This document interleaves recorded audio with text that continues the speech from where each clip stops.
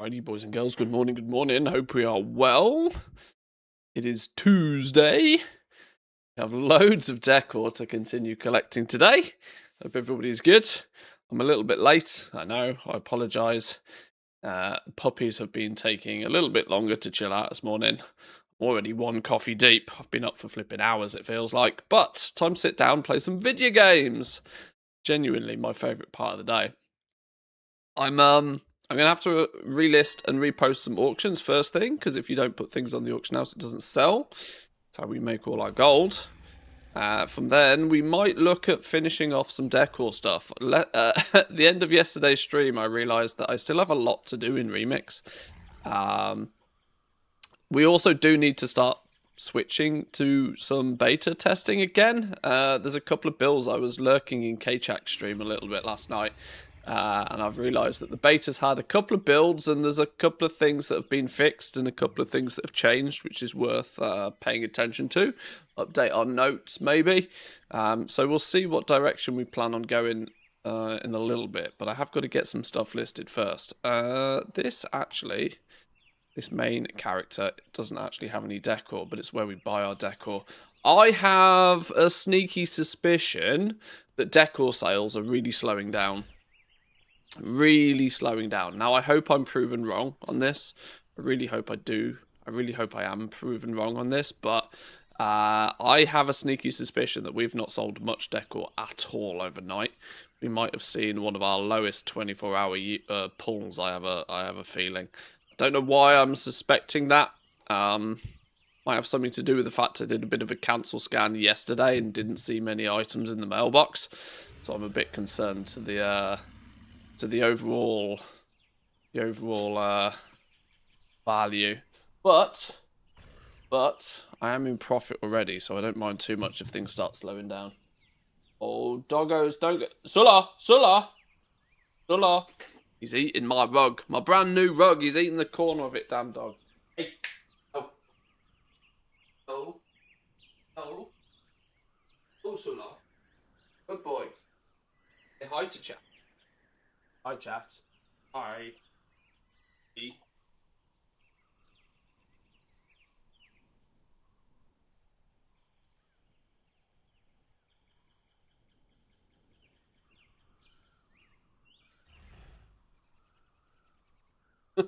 My wonderful, fantastic, brand new rug that I bought 2 days ago. I left the dogs in the studio while I went and got some breakfast. And by the time I'd come back, they'd eaten and chewed the corner of the rug. So, yeah. That new rug lasted 2 days. Welcome to the world of having dogs. At least it's not the sofa. Well, they're clearly chewing the underside of the sofa. Obviously, most sofas these days are made of just, like, chipboard and foam and shit. They're not, like, made of anything particularly strong, but he's clearly been chewing underneath. He's clearly been nomming. Both of these dogs, I don't know what it is, they absolutely love chewing on like sticks and logs of wood and I don't know, all sorts. Prices has fallen to the ground as well. Well, this is what's interesting to me. I'd had a bit of a suspicion that TSM just wasn't updating its prices because my little price sources for the value of lumber didn't really look as if they were particularly moving. And it's been looked into, and it appears that everything is actually working as it is. It's just that on the big servers, prices may be crashing pretty fast, but actually genuinely across the board, the average sale price of Decor has not really budged. It's probably just that the competition is starting to stack up, but the competition stacking up and the price being pushed down is not leading to more sales. So yeah, it's probably a case of if you play on a big realm, you're seeing far more competition to sell your stuff, but there's no dramatic increase in the amount of people that come along and buying stuff. So we'll have to see how that plays out. Let's do a quick shortfall to bags situation in case we can put any more things on the auction house. My flipping war bank is getting full, you know. There's part of me that's tempted. Oh, internal bag errors. It's part of me that's tempted to actually expand to another 20 realms. But there's also part of me that realizes that in about 4 days' time, I'm going to log off World of Warcraft and probably won't log back on for almost a week. Which probably means I don't want to have just invested a couple of million gold on starting up a bunch of new realms just before I disappear. So maybe that's, I don't know. Maybe that's not the smartest move.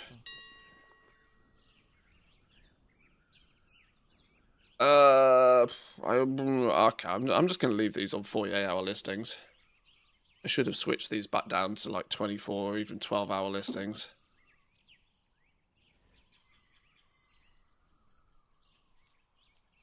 Well, a few things got listed at least. The rest in the bank. Don't crash, don't crash, don't crash. Do it properly.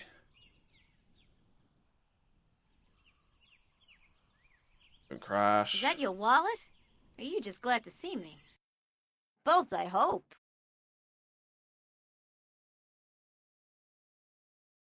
Yo, Satirian, with the 12 months. Happy birthday. Thank you. Appreciate that. Thank you, thank you.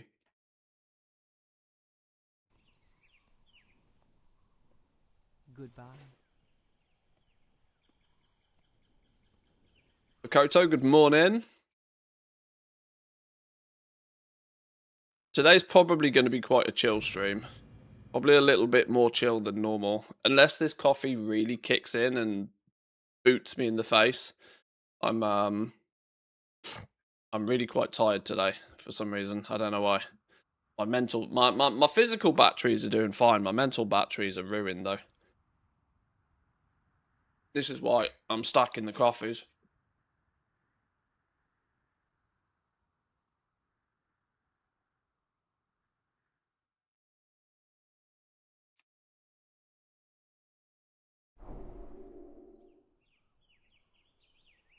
Guys historically aren't particularly good about dealing with any sort of mental health scenarios.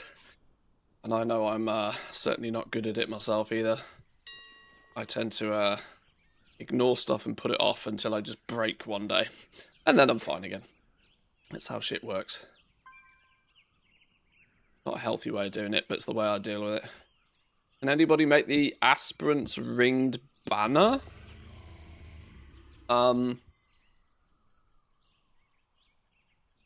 I can make every crafted piece of decor, but I can only do it either for guild members or if you happen to be on Draenor. But I have every recipe for every profession. I'm fighting with DaVinci Resolve. It's not my usual editing software. So confused. I've used DaVinci Resolve a reasonable amount. I certainly don't do anything particularly clever with it, though. The main reason I use it is because it's free. Genuinely, the fact that it's free is wow. We sold 2 things, but neither of them were actually decor.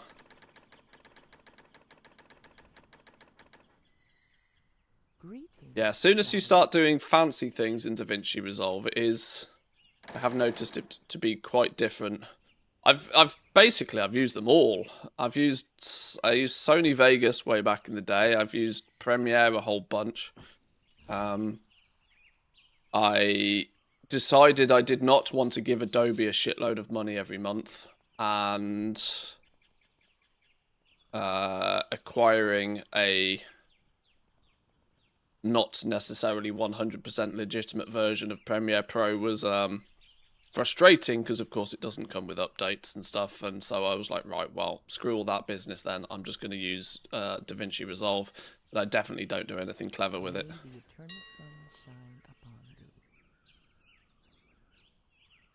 Trying to use it instead of After Effects, and the whole Fusion node system is confusing as fuck. Yeah, I never got my head around that. I never figured out what the hell was going on with that. Yeah, if you've used After Effects, if your brain knows After Effects, Resolve is going to be quite different, I think. I mean, even putting a basic, simple green screen on some stuff like blew my mind in Resolve.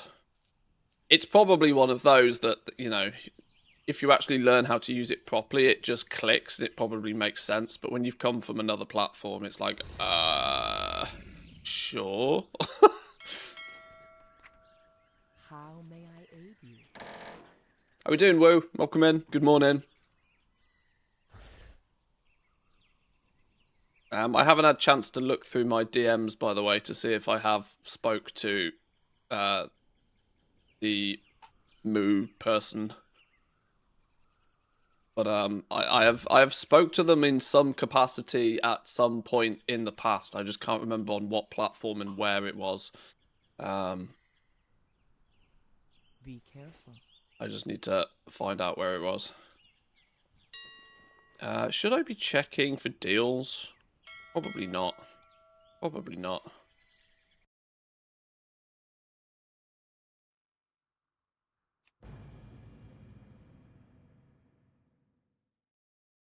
I think of making a museum in Bear's neighborhood. And the center thing should be a Brutosaur skeleton.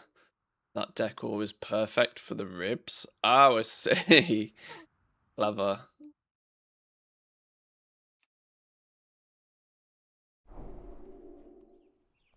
A Brutosaur skeleton. That would be that would be a really cool customized piece of decor. That sounds like an absolute ball ache to make, though. Sounds like chaos to try and build that thing. Probably supporting professions is a bit intimidating, I'll be honest. Well, I don't. Yeah, I mean, it's. There doesn't seem to be anything particularly new, but it still means that, you know, the finding the location of all of the treasures and that sort of stuff. I'm pretty sure most of them have been found by this point. Although there was suspicion that some of them hadn't even been implemented because people were looking high and low and couldn't find some of them. I didn't devote too much time to digging out and trying to find them. I flew around on some of my characters, but I wasn't going to spend multiple hours on each character trying to find the treasures on the beta when I knew inevitably crowdsourcing them would, you know, they'd all turn up eventually. Well met. But yeah, something along the lines of a profession knowledge point tracking add-on. I kind of agree with you, though, that it seems like a big enough job for it to be its own actual standalone add-on. It doesn't really feel as if it would integrate necessarily into a Goblin Toolbox add-on.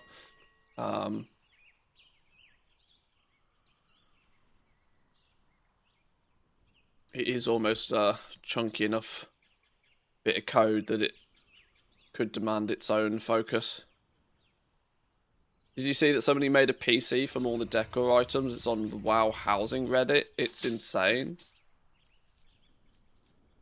I've not seen it, no.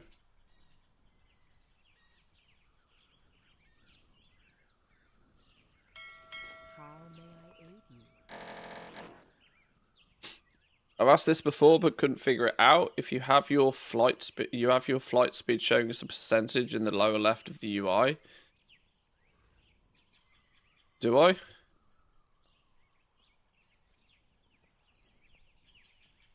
it skin for monkey speed or?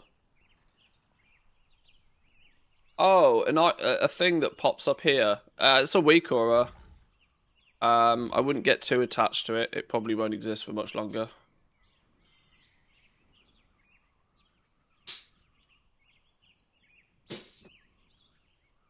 Goodbye.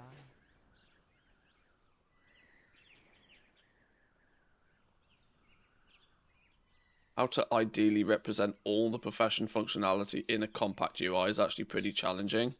Concentration, old expansion versions, cooldowns, buffs, quest treasures. There's a lot to consider. Yeah, this is it. This is why I kind of half agree that it's enough of a job to have its own focus, I think.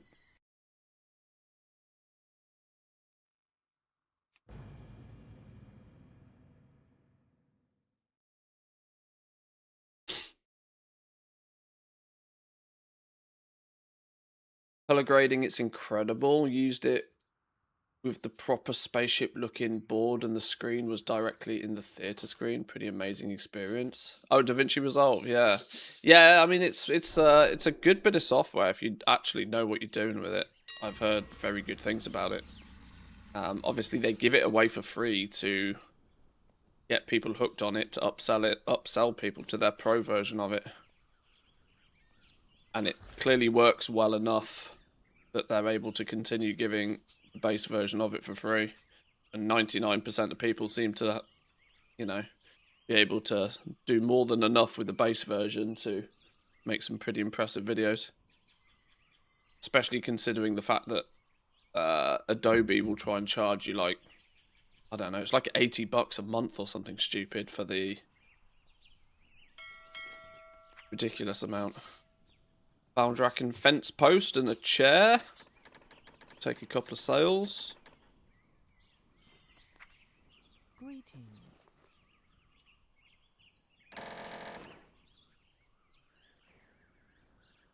Made solid profit on housing, but the lumbering is really tedious. Yeah, I did about 2 days of farming lumber, and then I was like, absolutely no. I was like, why am I running around picking up all this lumber when I have millions of gold? Why don't I just spend some of those millions buying shit and then, you know, taking it where it needs to go? Be careful. I very quickly came to the conclusion that I was wasting my time lumbering. Wasting my time doing something I was absolutely not enjoying. Scouting for deals, dealing with the logistics of moving them about, getting them posted, collecting the sales, you know. The auction house side, I significantly more enjoy the auction house side of things than I do the monotonous farming side. So I went with what I enjoy. Even if devoting the same amount of time to farming would have probably netted me significantly more gold. But I'm in it for the long haul. May the eternal sun.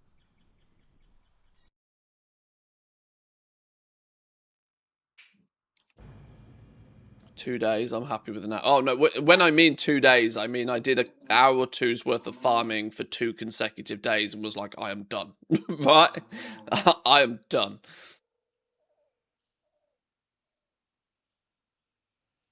Yeah, I probably didn't do any more than about 3 or 4 hours of farming in total. Lumber.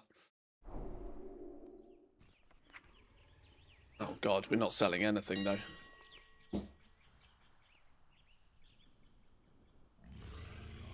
Don't you ever get bag errors when I move big quantities? I always get it.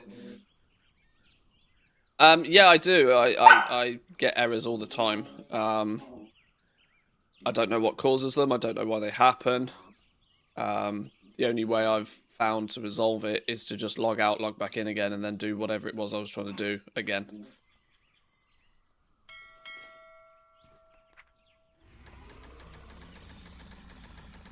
We're a few realms deep at the moment, and I have seen very few sales so far. This is kind of scary. The Adobe sub is going up and up. Now more people are leaving, especially with the free Affinity release that's making replacing Photoshop way easier.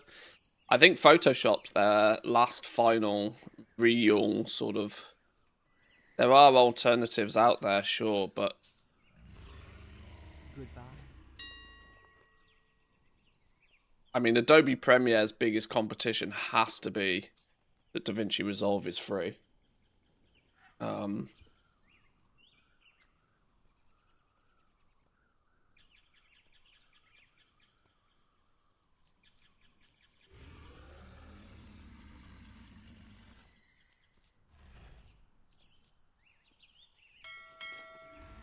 But yeah, even somebody that, you know, does content creation for a living, I refuse to pay the Adobe sub.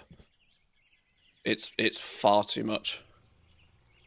Far too expensive. You know, if I was doing professional level content, then sure. But I can get away with hitting record in OBS, filming something, and then making very minor edits in Resolve, if any at all, half the time. I'm not doing anything even remotely professional. So I genuinely cannot justify giving Adobe that much money every month.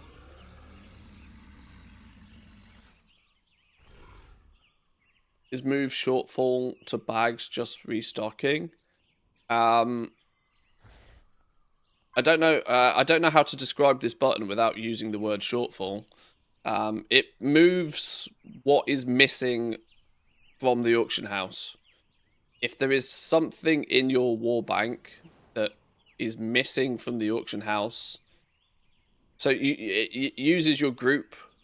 It uses your groups. So I've got my Decor group selected. Now, obviously, there's an auctioning operation on my Decor group, and the auction operation dictates how many of them get posted on the auction house. If there is anything in the war bank that could go on the auction house but isn't, that's what your shortfall is.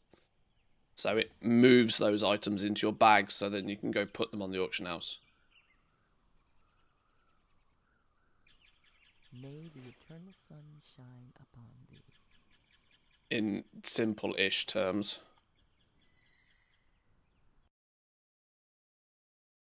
Obviously, it doesn't work just naturally. It works off the back of your already set up groups and auctioning operations.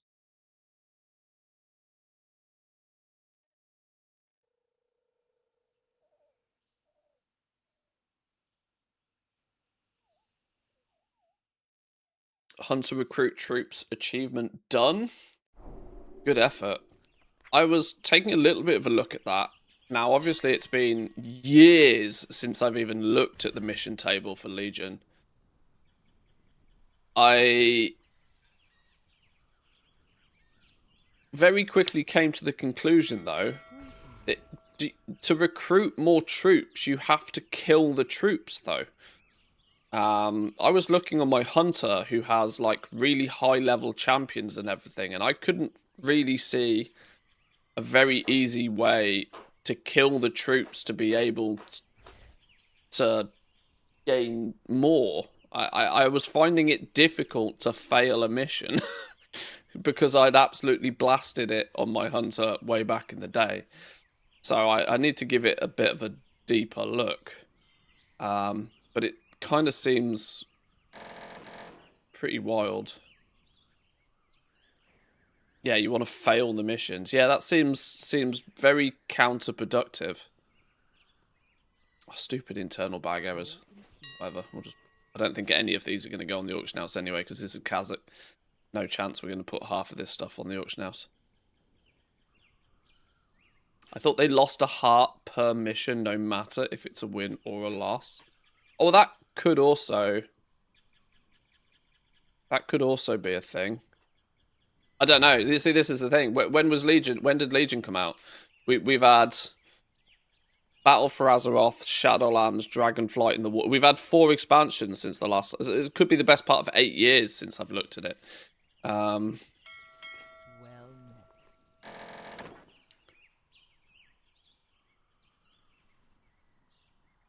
Is this shortfall to bags feature new or have just been sleeping too much? It's been in the game for years. Sorry, it's been part of TSM for years. It's one of those kind of... I would like to say it's a more advanced feature of TSM, but so few people ever look at what this does or figure out how it does. It's of no surprise that people don't know it exists. Be careful. Yes, it's very handy. Welcome in, Elon, by the way. Good morning. Working hard, I see. Watching Twitch streams. Oh, these dogs eat in the car. Flipping dogs.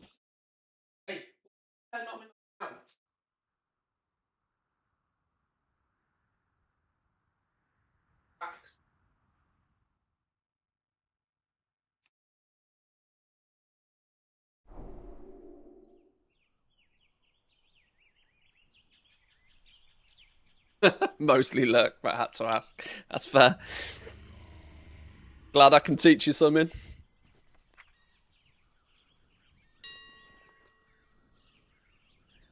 It's clear as day that now I've sort of optimized this process of doing decor, I need to either document or video process, because if I'm doing things that other flipping pros are questioning, then maybe there is a lot of value in sharing the knowledge. Shortfall isn't doing the same thing as restock bags. No.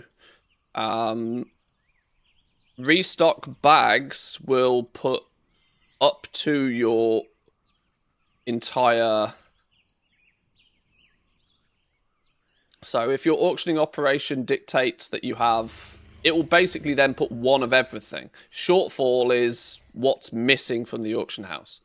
So TSM knows what's on the auction house. Shortfall is only move the things that are missing. Restock will take one of everything that your auctioning operation holds. So you could use restock bags if you were like going to a new realm and had nothing on the auction house. And you just, well, I mean, technically in that scenario, Shortfall should probably do the same thing. But let's say you wanted to only post one to the auction house. I don't know how to describe it. They do have very niche differences. It's far too early for me to be explaining the technical ins and outs of flipping TSM Bank UI warehousing module.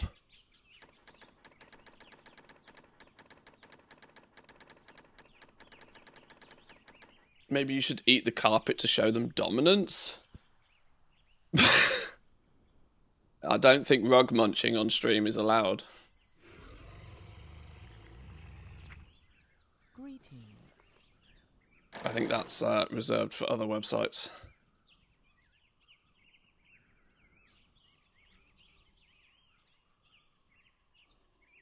Goodbye.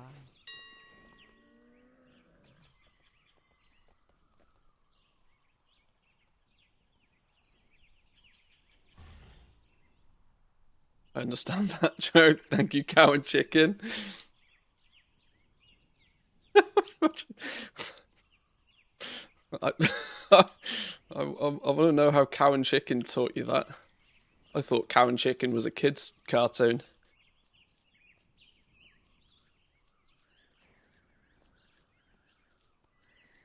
I forgot about Cow and Chicken. That's a Cartoon Network thing, isn't it?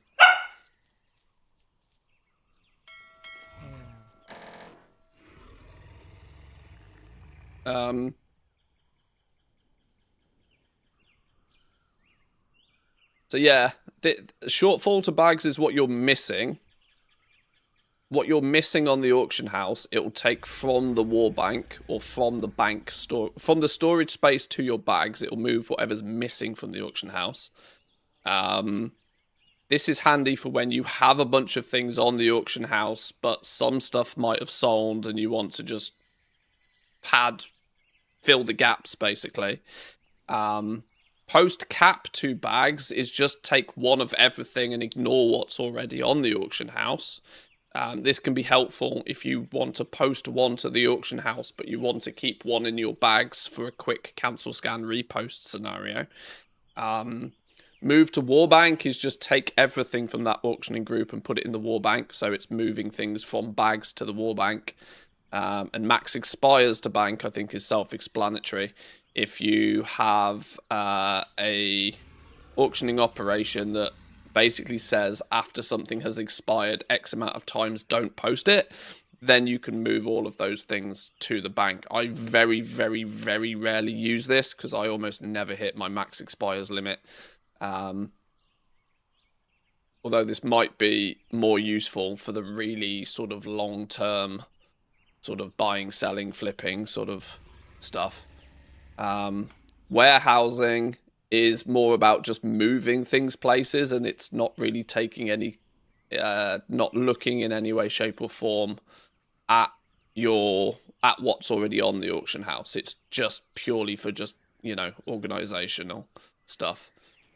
So restock bags will just move everything from the selected groups in the bank to your bags, ignoring what else is elsewhere. So they have slightly different purposes.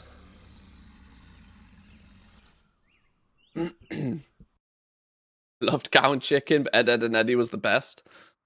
What was it? Buttered toast.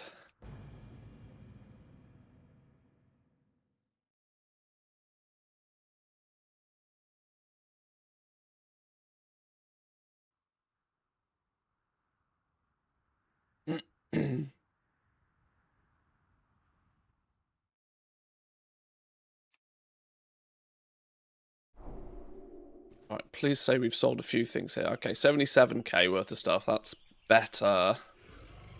That's better for sure. Need a couple of realms where we've sold a bunch of stuff. Could do with finding a cheeky realm where somebody's decided to buy one of everything.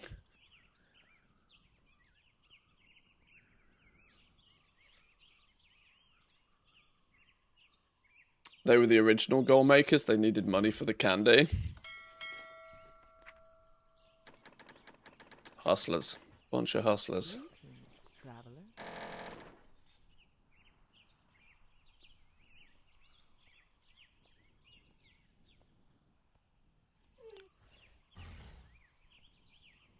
May the eternal sun shine upon thee.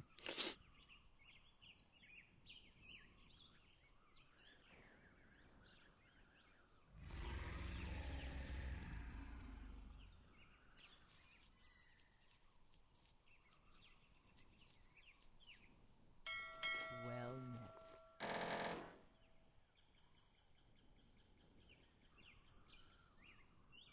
Why is my phone...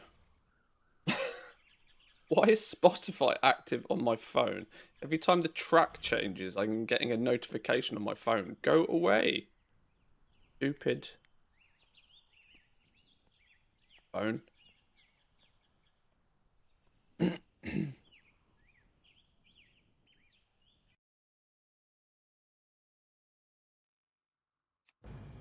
on, where's the realm with a big chunky... We needed like a 250k realm or something. Need some big ticket item sales.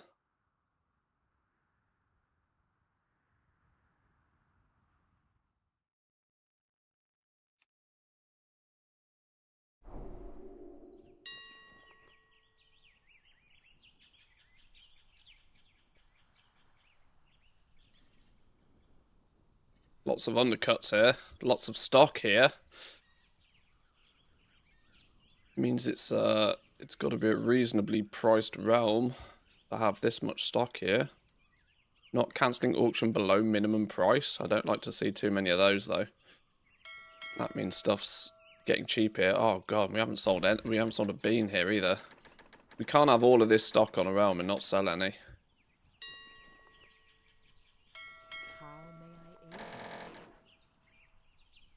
I'd get so much anxiety having too much in stock.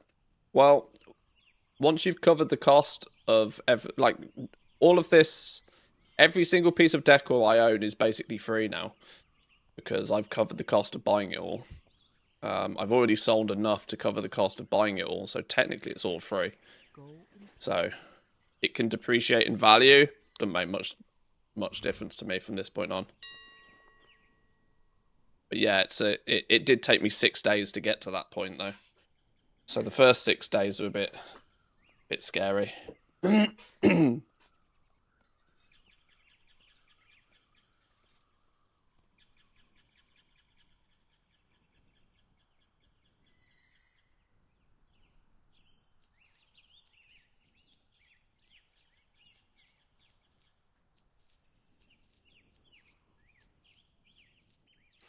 It took me 6 days to spin a profit from this whole operation.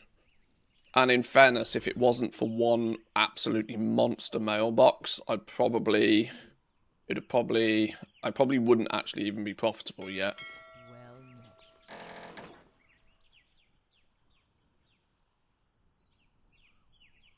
And technically, with this little adventure alone, in a way, I'm not technically profitable yet. Because it costs me 2 million gold a month to have all the accounts up. So that's clearly an expense. But Goodbye.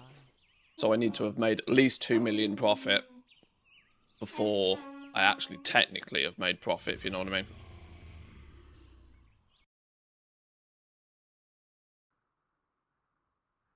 Wait, did I don't even know what I did on that realm. I was way too on autopilot.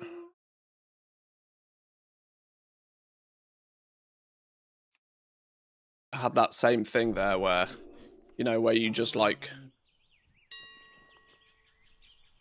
you know, sometimes you go somewhere and you don't know how you got there because you're so heavily on autopilot. I did post everything, yeah. Okay.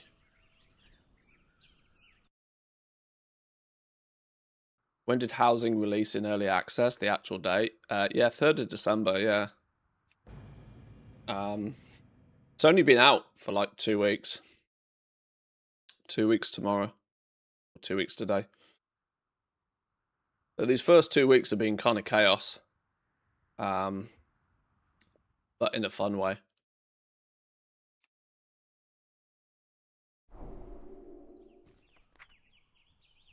No sales on this realm. Bad news.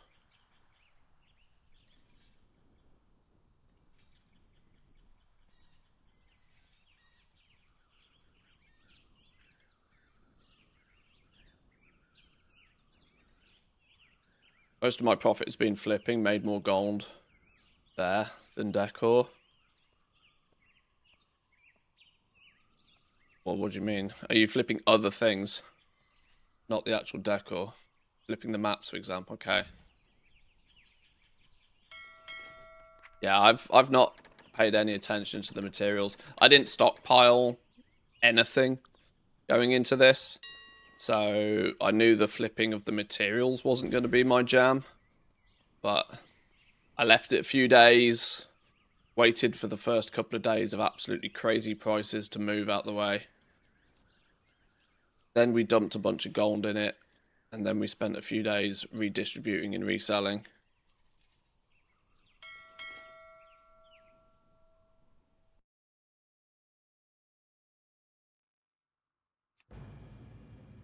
Is any profession outside of housing still profitable? If you've already got it fully set up, yes, I'm sure there is. But if you would need to level professions or get things set up, then I wouldn't bother at this point. And there's arguably no reason to not get into Decor. There'd have to be a really goddamn good reason to not get into crafting and selling Decor, because it's still very profitable. Most lumber is still worth sort of 600 to 700 gold a piece by the time you've actually sold the crafted item. So your job is to farm it as fast as you can, craft with it as fast as you can, and then also sell it as fast as you can.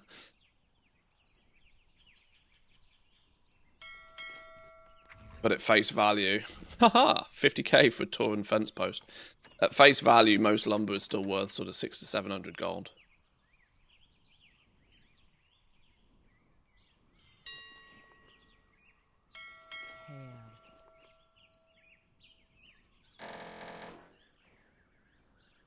Who buys that for 50k? Somebody.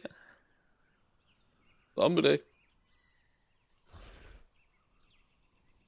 Be careful. Go in peace.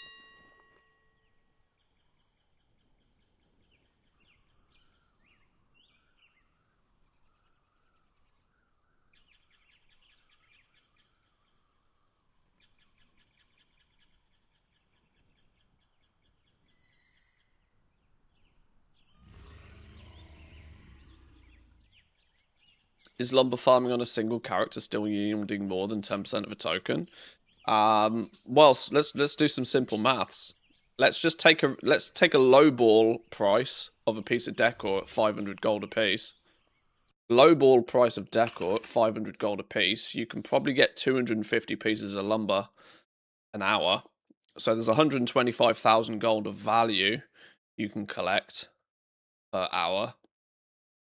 You are going to have to maybe half that, because for every hour's worth of lumber, it's probably going to need an hour's worth of both crafting and auction house activity to sell. So even dividing that by 2, you're looking at 60,000 gold an hour, which is way more than 10% of a token. So this is my point. Like, there is still massive cash monies to be made in Decor. The point is, much like Transmog, for example, you're going to have to put a lot of upfront time. You might have to spend 10 hours both farming and crafting and auction housing before you start to see some, you got to get that. You got to make sure that you've got 20, 30, 40, 50, 80, 100 pieces of decor for sale on your realm. That then makes the auction house side of things a lot more efficient. If you're cancel scanning on like 3 items, you're spending the same time as cancel scanning 100 items. So you're at that point you're wasting massive amounts of time. You probably shouldn't worry too much about cancel scanning or trying to aggressively sell your stock until you've got at least 50 pieces crafted already. Then, in fact, to be honest, 50 is about the limit you probably want anyway, because if you start cancel scanning on more than 50 items, you're going to hit the throttle. But the point is when you first start, like I said, it could take 10 hours before you get enough of an inventory to make the cancel scanning worthwhile. But by that point, like I said, there's still 50k an hour in farming lumber. It's just that it requires a little bit more skill to realize those gains.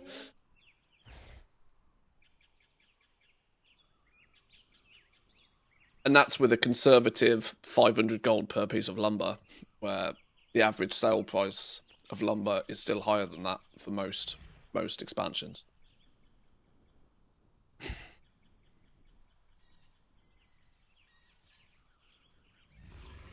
I'm selling the items that people need multiple of, like fences.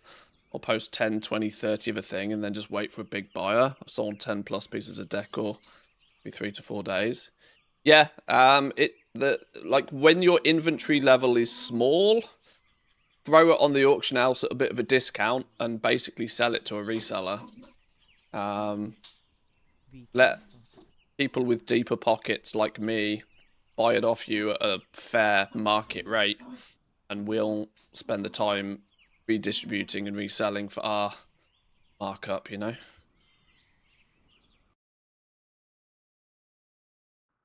I've always said this with transmog.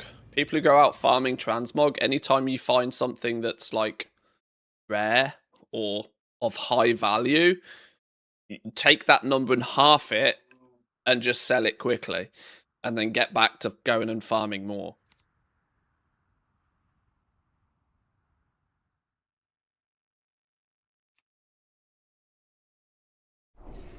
Get maybe 160 lumber an hour. 160 lumber an hour sounds quite low. That sounds like you're maybe not doing it on a druid.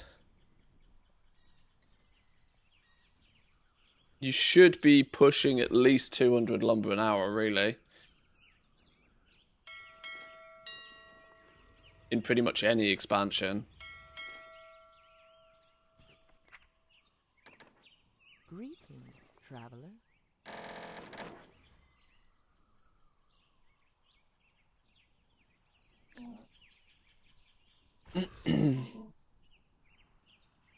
Pandarian Fence is pretty. The Gilnean Pitchfork is good too, because shrunk down, it becomes a dinner fork. Oh, clever. I see. So people put it on the table as a dinner fork. Goodbye. It's quite funny.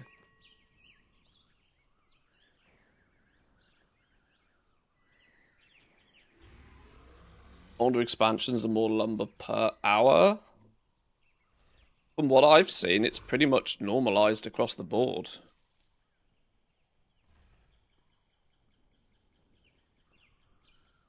But like I said, I'm not the farming pro in this scenario. How may I aid you?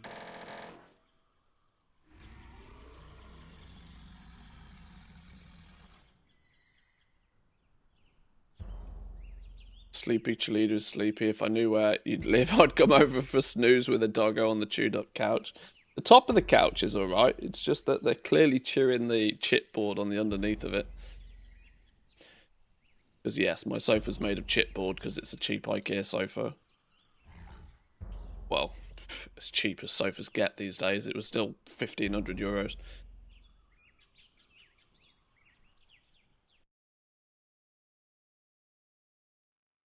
Dragonfly on a Drakthir? Oh, okay. Yeah, that's probably why you're getting sort of 50 or so less lumber an hour. Druid is absolute biss.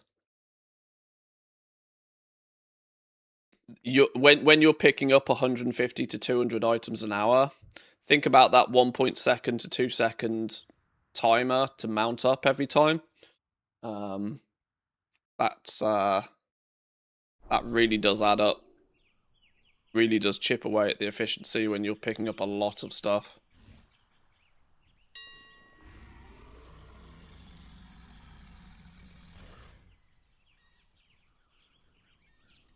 All this said, though, I have seen very few sales in today's mailboxes. Very little to scream and shout about. I think we're going to struggle to push a token's worth of value here, even in sales, even in revenue. Seeing very little on some of these realms. Hair.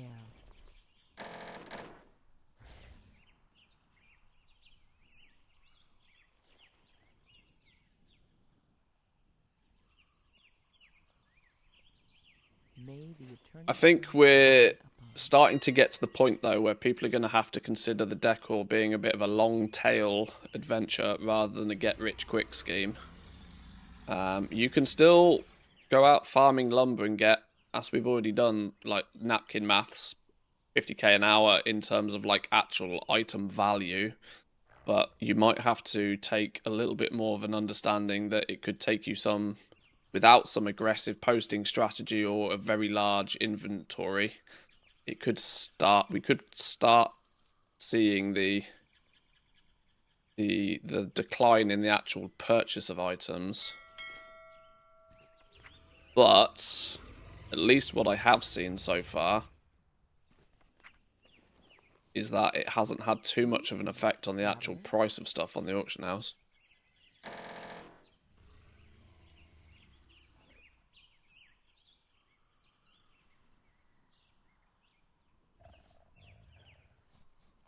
This is where the market will start to swing. The market will more start to swing in favour of people like me that just have huge amounts of items. Because if I can post 2,000 pieces of decor across 20 different realms relatively quickly and efficiently, you know, I only need to sell a few items a day and it still makes it worth doing.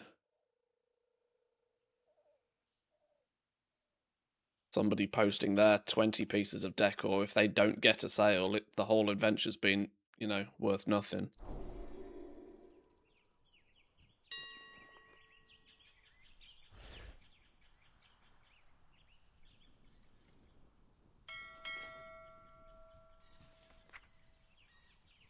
A long Valdrakken storage crate for 20k. How may I aid you?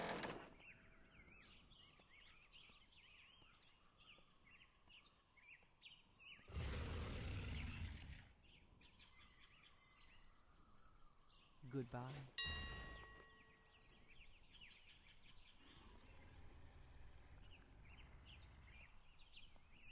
Holy shit, where are we now? Blackrock. Okay, I've not actually sold a lot on Blackrock. Blackrock is a realm I buy a bunch of stuff from usually.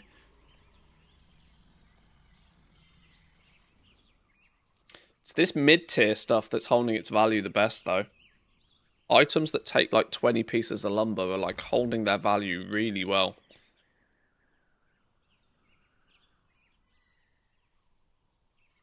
they're a little bit above what most people want to pay for a piece of decor, but they also because they take a little bit more lumber to craft, they're not the things most people are crafting in bulk. So there's not as many of them knocking about. I think that sort of mid-tier decor is holding quite nicely. You know, your 5 to 15 lumber items are starting to stack up and are starting to get pretty cheap, especially on the big realms. I've been buying decor items sub 2,000 gold.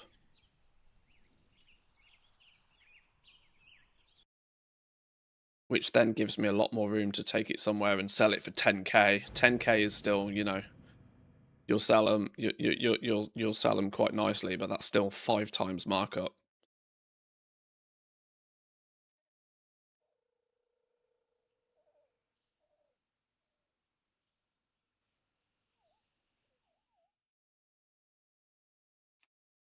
This coffee tastes a lot waterier than my last one. Wonder if I didn't put enough coffee in it.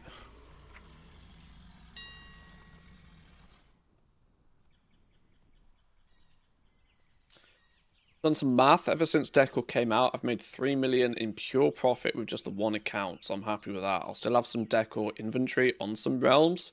It sells, it sells. If not, oh well. I'm closing in on a very profitable year. Good job. Good job. Good job. I mean, in terms of pure profit so far, you've made more than I have.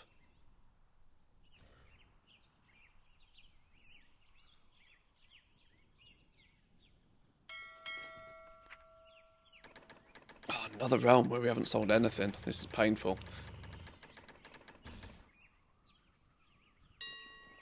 In a weird way, I'm almost tempted to completely shut up shop on the 20 realms that I'm posting on right now. Take all of the decor out off those realms and move on to 20 different realms just to see what happens. The logistics of doing that's going to be problematic though, because my war bank's not big enough.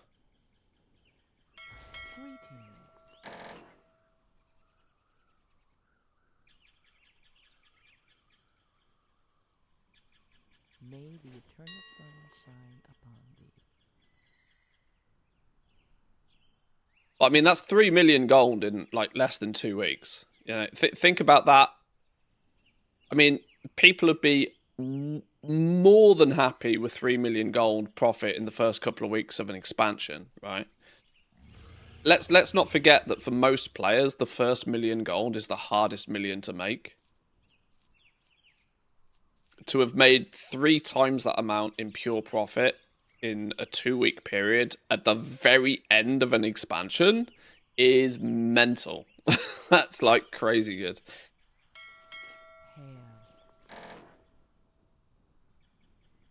Time to play some Path of Exile 2.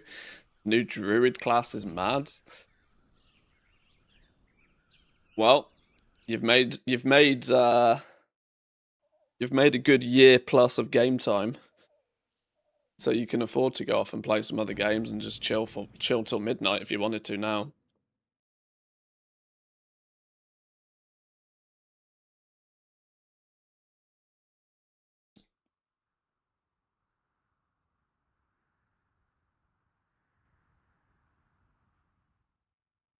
I said 6 months for Decor to become transmog, and you one day later say it's already started. Slow sales, low sale rate, only whales remaining. As expected. We'll have to see how it plays out.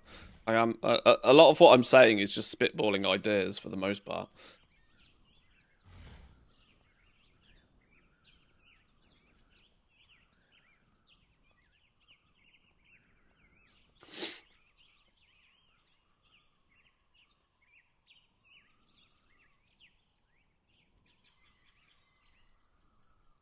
There's still, I mean, with the prices though, there's still huge amounts of room for, I mean, I think it was A1 that was saying this, that the approach that they've taken is just to farm out one expansion's worth of lumber and craft everything that lumber makes.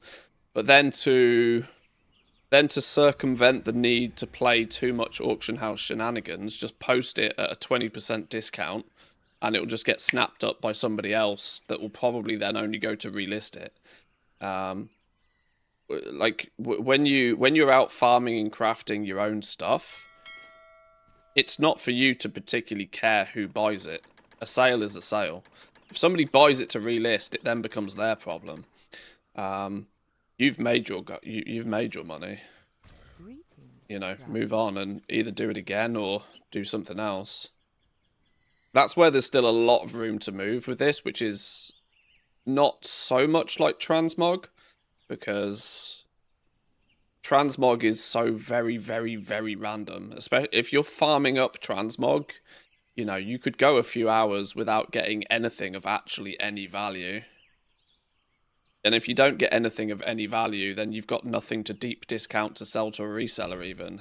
You know, at least with Decor, it's kind of quite predetermined that your lumber can go into something that is of value. There's a lot more of a path to success with Decor still.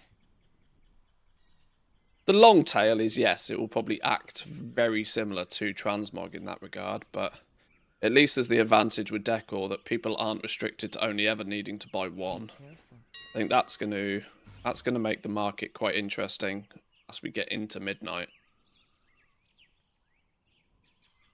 Because, I mean, flipping fucking elk plushies, right? Somebody could be mental and somebody could actually want to just fill a room with elk plushies. Like, you know, people could want to line, you know, instead of making fence posts, they might want to put beanbag chairs all around there. You know, eventually people will do stupid things. You just got to be there to sell them the stuff when somebody decides to be stupid.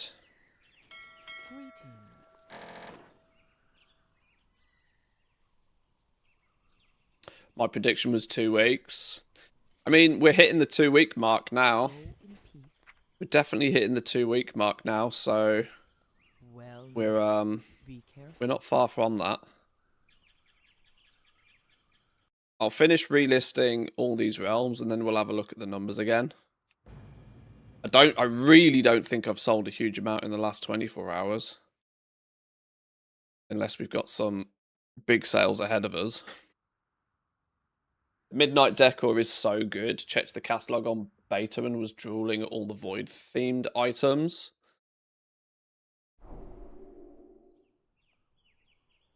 We were saying yesterday, weren't we, that Decor, as long as Blizzard keeps up with it, it doesn't even need to be new crafted stuff.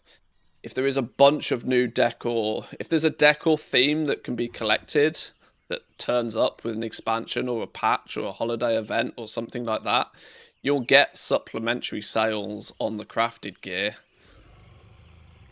by proxy of people collecting the new set and then, you know, weaving it in with other things. So it's gonna be a good sort of I hope it does stay relatively evergreen. I do know though that lumber is gonna slowly but surely like grind down to like almost zero value, especially the more recent expansions. Dragonflight, Vanilla, and what will probably be Midnight Lumber will be worth very little in itself.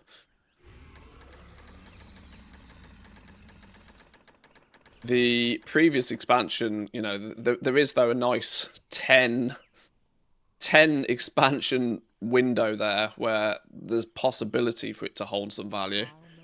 Just simply because, especially when Midnight comes out, you know, who in their right mind is going to want to fly around Northrend to pick up Coldwind lumber when there's all this shiny new Midnight content to go and play, you know? That's the only saving grace. Keeping value in the actual lumber. Go in peace.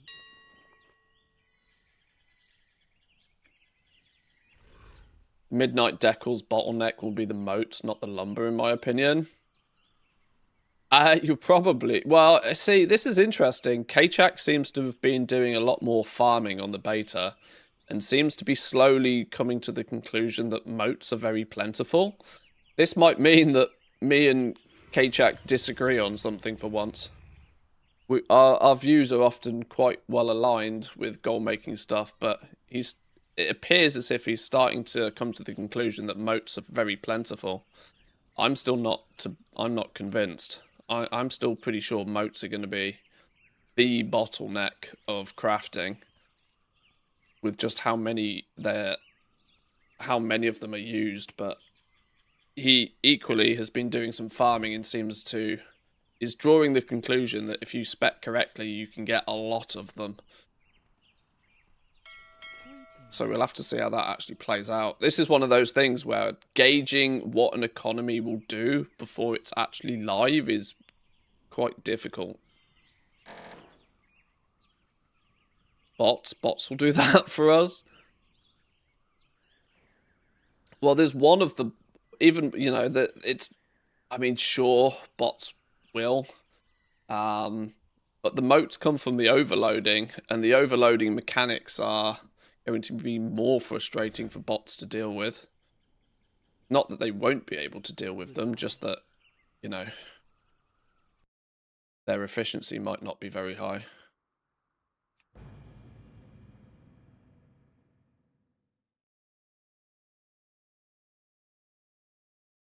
Welcome in, Jack. Good morning to you.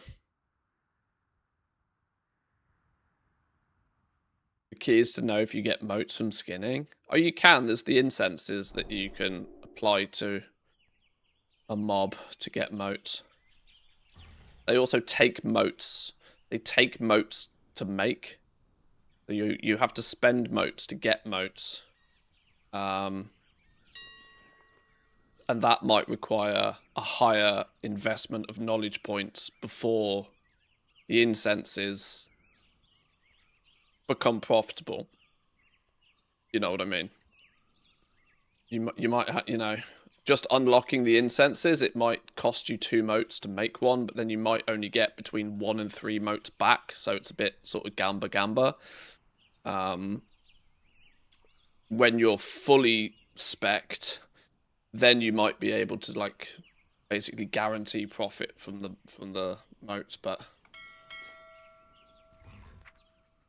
oh, 50k.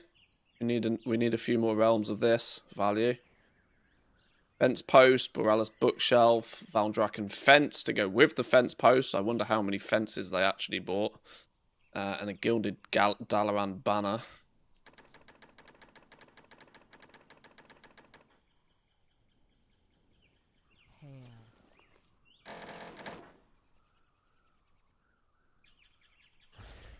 Loving the decor. Can't make enough items to keep in inventory. Good stuff, man. Good stuff. I'm just really happy to see that there is plenty of gold to be made by those putting in the effort this late in an expansion. I genuinely think this is going to be the best way for people. There's always this sort of there's always this thing that sort of lurks around the end of an expansion where people are desperately trying to grind out gold in order to get the next expansion for free. I mean, Decor is absolutely people's ticket to achieve that. If they don't want to, you know, swipe the credit card to pay for Midnight, if they don't want to swipe the credit card to get the Long Boy, Lumber is genuinely the best opportunity to do that just by playing the game right now. And if you get good at it and you start to understand it well, there's the opportunity for it to continue on throughout Midnight if everything works nicely.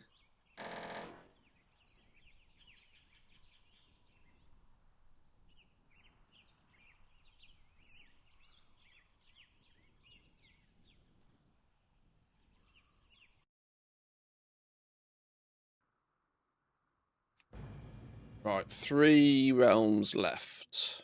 3 realms left, and then I can look at the numbers. I genuinely don't even think we've done like 250k though today. I don't think we've had a single realm above 100k.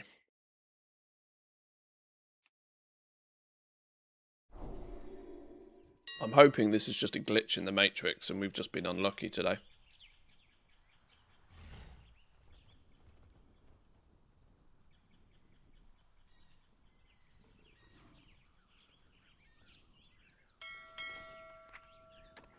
scenario that you win some, you lose some. You know, it's alright to have a couple of days where I don't sell as much, because I sold nearly 3 million gold of lumber in one day on Friday last week, so... How many times have you cancelled scan today? This is the first time I've logged on today. I will probably only do one more cancel scan today. I'll do that this evening.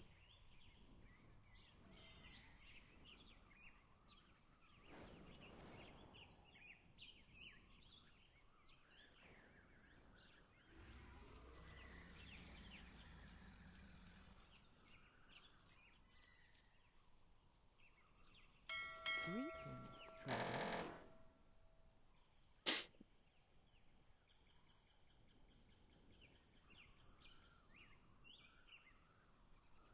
I can keep ignoring if you want, Jack.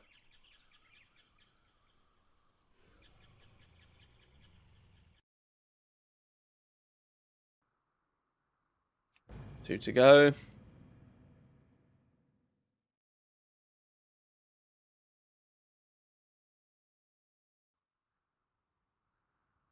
IKEA, nice name for decor selling. I've actually seen a bunch of people have IKEA-based names for their characters.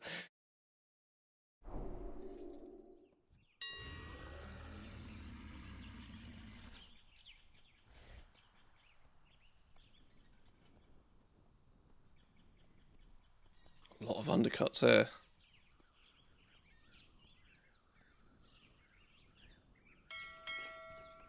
Oh god, also no sales. Well, Ouch. Ouchester.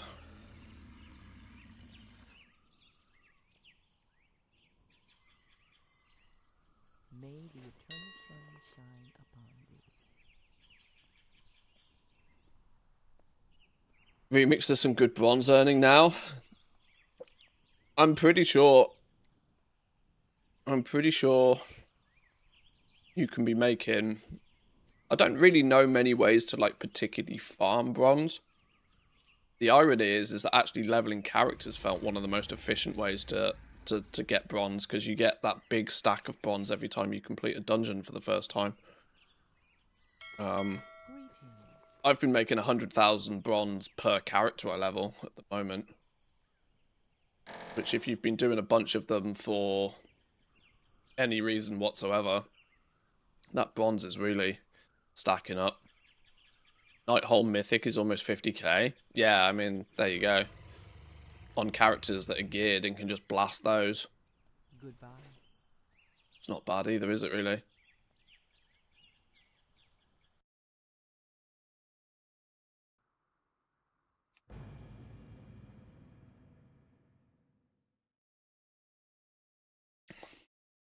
I do need a couple more days of big decor, because I've actually got four copies of Midnight I need to purchase.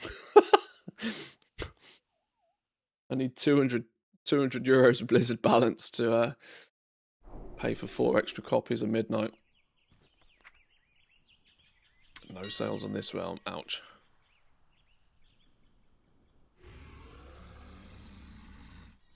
And it's significantly more Blizzard balance if I put epics on them as well, yeah.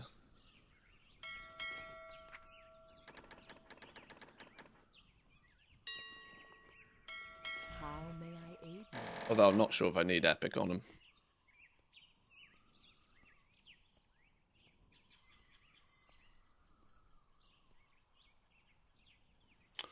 Quite sure I should get 1 epic edition for free from Blizzard. But I'm not going to rely on that. Be careful. One of the slight perks of being a WoW partner.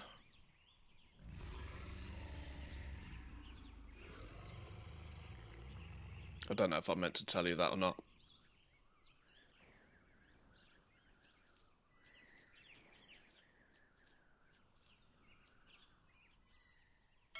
Greetings, traveler.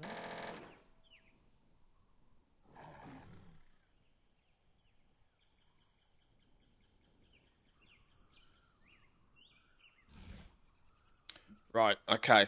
I can, with some confidence, say that that is actually probably the worst day of Decor sales to date.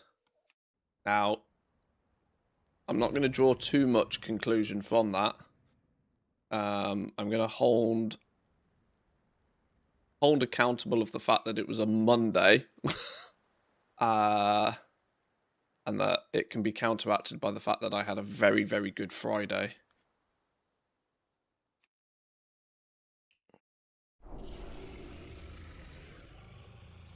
Having a partner and being a WoW partner is cheating?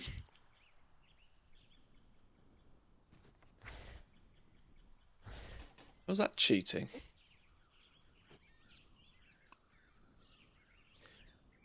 You have a level of independence I can only dream of. Swings and roundabouts. Right.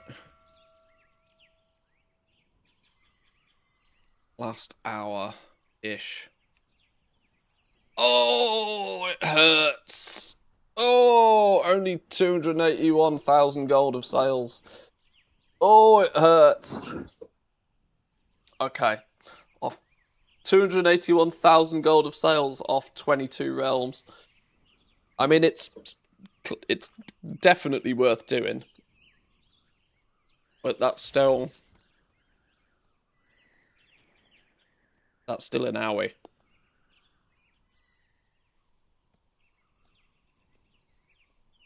We need to get Dementia soon. Team 1 is on 50%. Phase 3, Team 2 is on 50%. Phase 2, it's getting harder and harder to raid. It's burning some players out, especially with the holidays. Yeah, best of luck getting it down before everybody's like, right, it's Christmas now, see you later. That's basically this week, isn't it? Like, this week is the week to do it.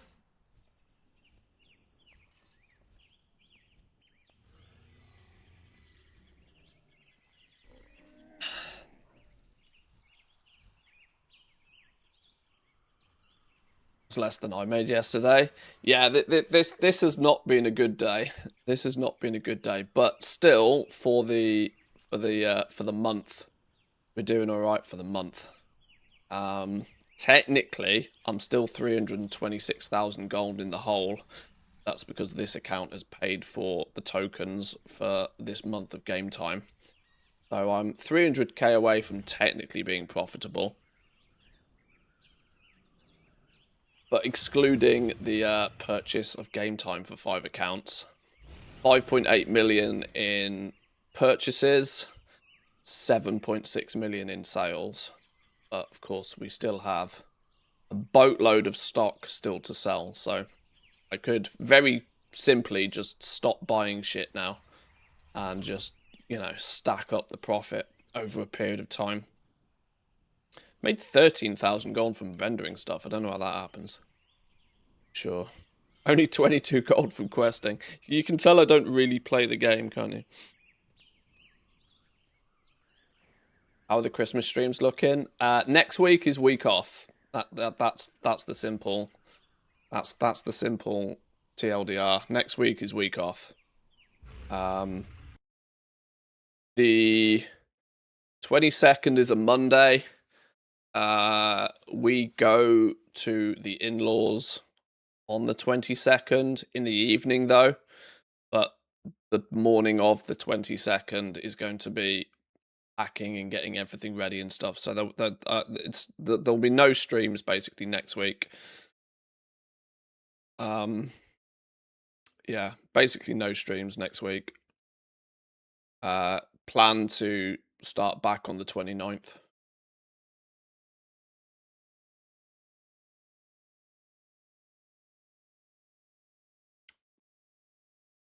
That's the plan, at least. Christmas Day landing on a Thursday, and Wednesday being the 24th is, with it landing midweek, it's kind of good for me in a way, because it means this entire week, like, is just surrounds Christmas with this entire week. and it's good for the family as well, because of course, most people only get Saturdays and Sundays off. Now they're going to get, the best part of an entire week off. I don't actually know. I think my wife might be taking that entire week off as well. I should probably ask her, shouldn't I, really? But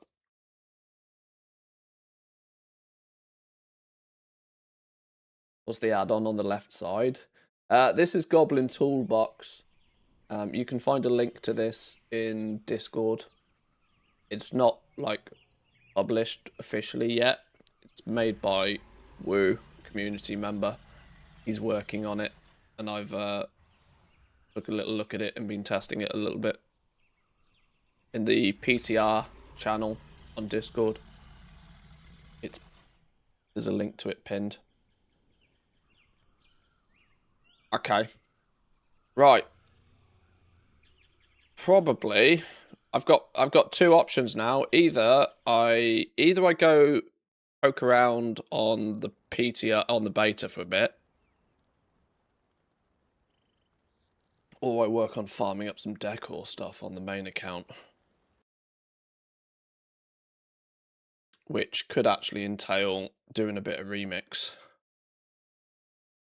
doing the class order hall campaigns on remix. Have you tested Prey yet? I haven't, and I'm probably not going to, unless I'm really bored. There'll be 500 other people that break that one down.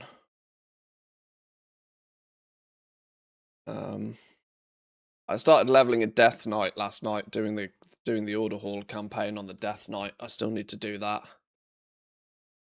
I think I'm probably going to use Remix to level the characters and get the Order Hall campaign done, because I can level the I basically get a free level 80 out of doing it.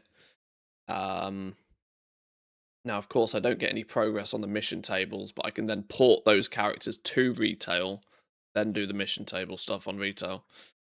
I don't know if that's the most efficient way of doing it, but it gets me another free level 80.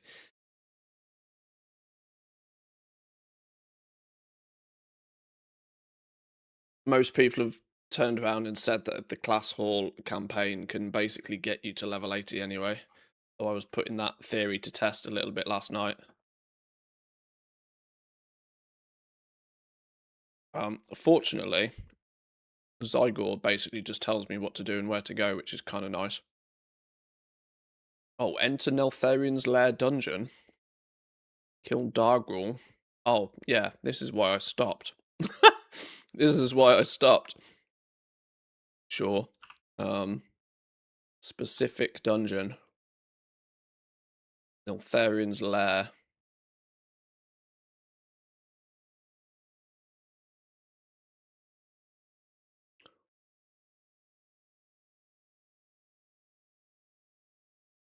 Why have I got to kill Dargrul? Braid of the Underking.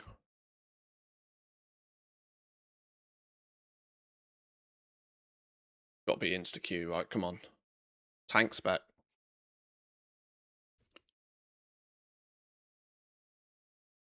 Here's to hoping I get in with some just Giga Chad anyway, and who just solos the whole place for me. If not, I'll just leave.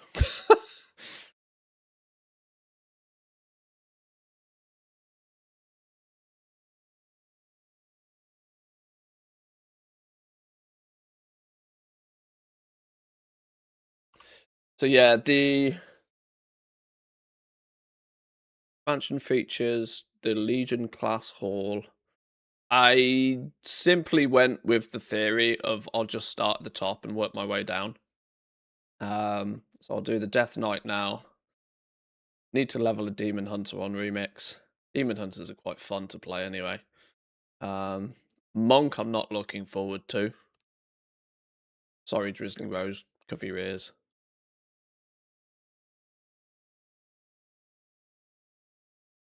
At 400% XP gain, it definitely does.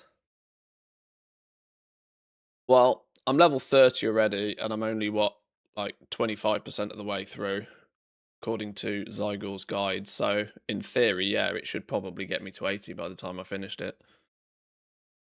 But Death Knight, Demon Hunter, Monk, Priest, Rogue, Shaman, Warlock. So what's that? 7? 7 class hall order campaigns I haven't done. Then there's the troops for like literally every class, I think. Death Knight, Demon Hunter, Druid, Hunter, Mage, Monk, Paladin, Priest, Rogue, Shaman, Warlock, Warrior. Yeah, all 12. I need to do the recruits mission on all 12, but that can more easily be done just casually over time on well, it has to be done on live, but then there's a few more bonus things I need to do. Research all Death Knight class hall upgrades. I don't know what any of these mean.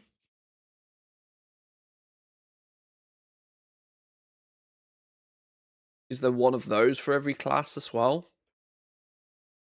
1, 2, 3, 4, 5, 6, 7, 8. Well, there's only 8 that I haven't done, meaning I've done some of them on some of the classes. But every single one of these achievements gives a decor item.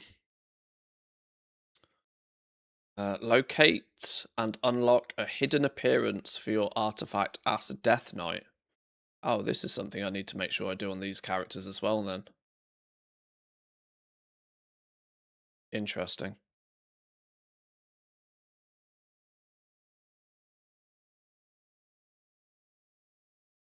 I've got to find hidden appearances for a whole bunch of classes as well. Oh my god, so much to do. So much to do to get these decor things.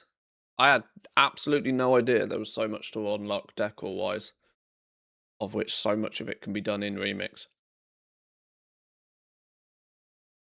Right, please have a Giga Chad in here. Please have somebody that's just going to solo the whole place.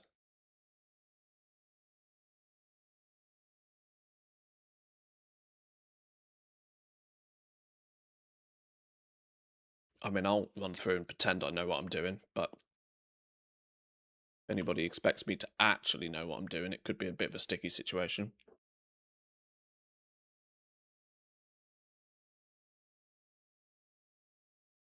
One DPS, press the button. Press the button. Your queue's taken you so long, you've actually died at your keyboard. God damn.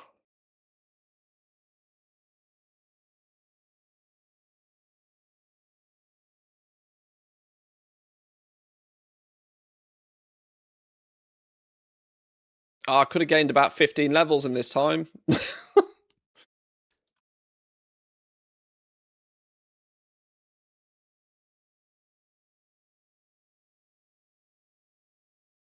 Death Knight's queue as healer. Not the healers, the problems. Flipping DPS. Press the button. Should really be pulling in streamer privileges here, but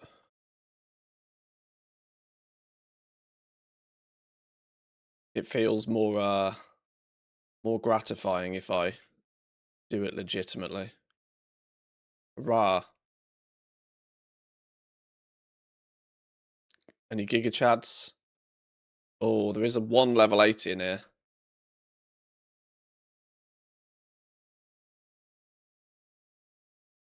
Why do I not have tooltips for this dude? Right, I'm going to hope this dude is just soloing the whole place.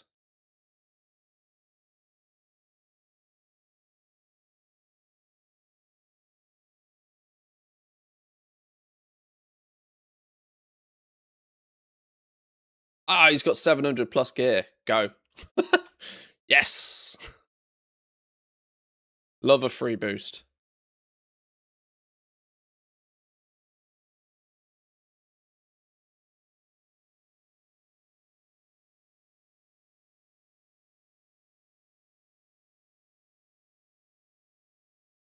Spin my mouse wheel and pretend I know what I'm doing.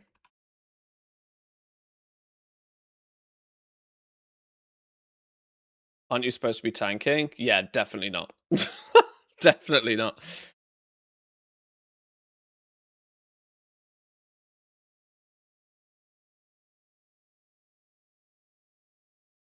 In mind, but not in body.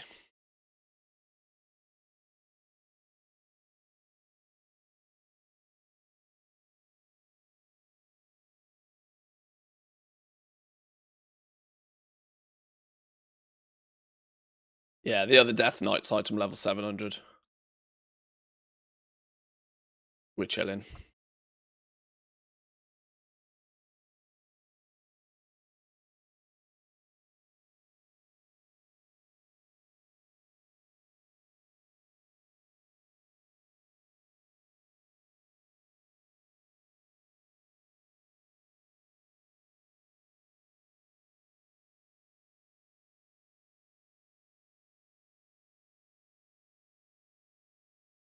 That's 25 million gold. Still spends hours farming lumber to save money.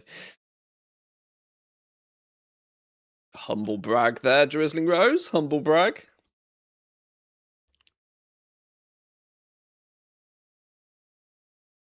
Like I said, I'm pretty convinced these days you have more gold than I do. And I do this as a job.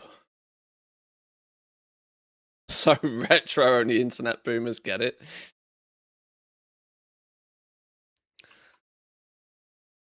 I am pre-internet. That's how retro boomer I am.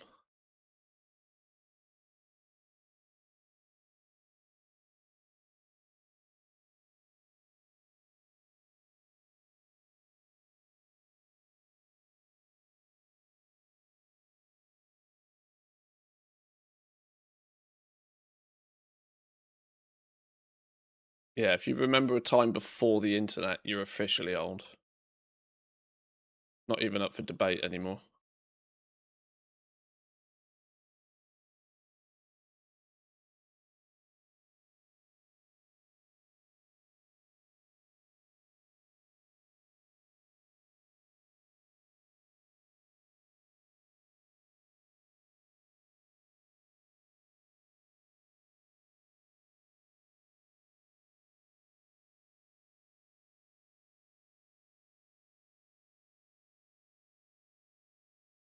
Oh, we dinged.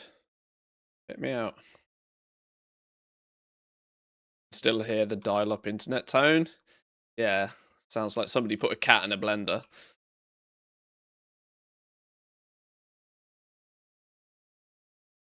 Yep, good old internet. I remember, right? I remember a day where you would share funny video clips on a floppy disk. That's how you would share funny video clips of like a 4-second, 12-pixel video of like a man's head going up a donkey's ass or something. You'd share that on a floppy disk. That's how you used to share memes. Yeah, feel old.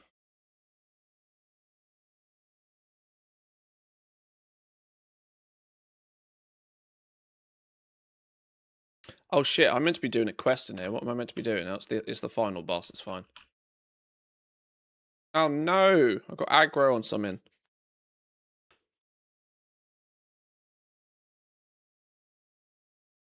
You have a different taste in videos than me.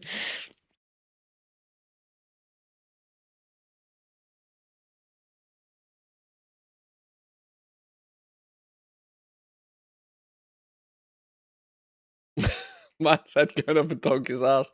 That's what really popped into your head. I worry about you sometimes. Hey, we all have eclectic taste in some things.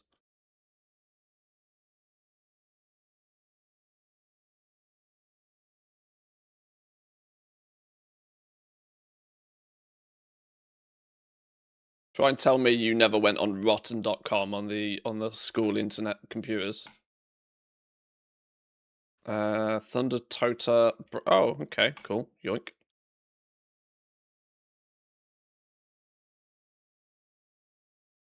Give me the decor. Give me the decor.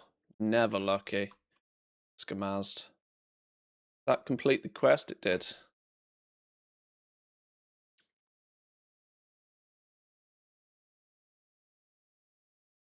I have a floppy disk in my room, but I'm only 34, so it's likely considered retro swag.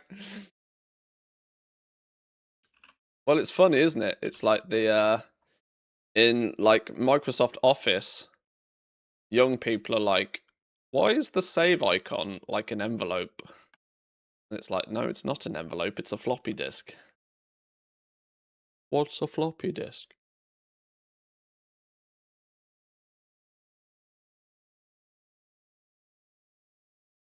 A rabbit delivering pizza?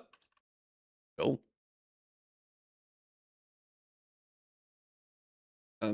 Why are you in a... No, wait, hang on. This is on the upstairs bit. We need to go upstairs.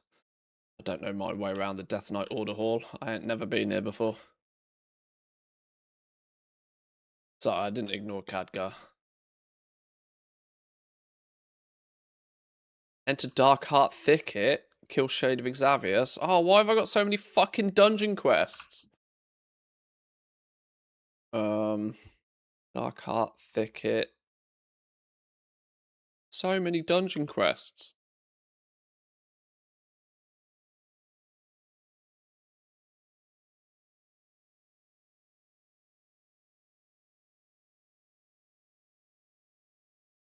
Cool.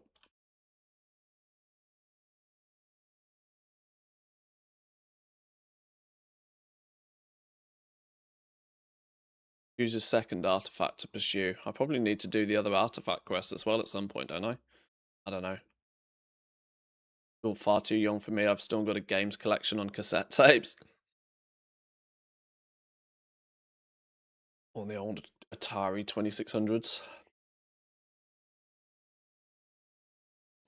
Alright, I guess we're waiting for another dungeon queue.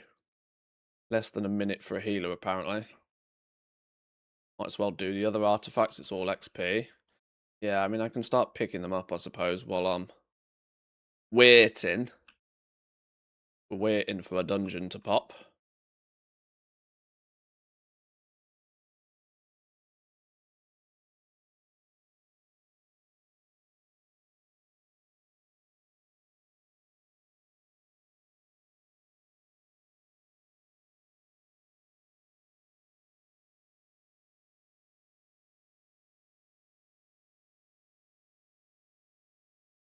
Oh yeah, I should make sure I switch back into the right spec, shouldn't I?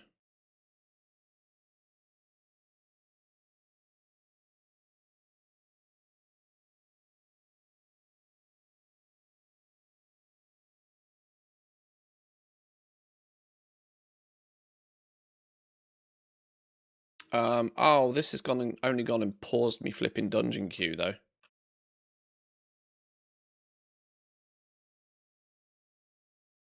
It is all XP, I suppose.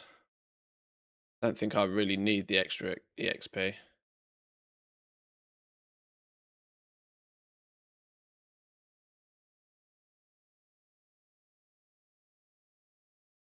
Oops.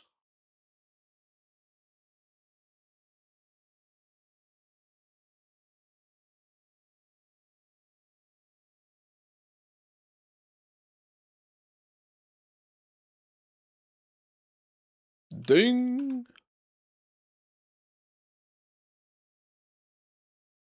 Fucking freezy doodahs. Chill out. Put your frosty machines away.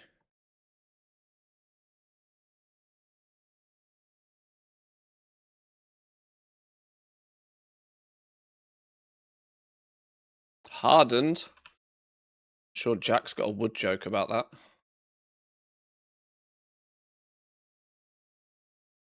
How do I... What? Am I meant to stun them on these things? I can't stand on both of them.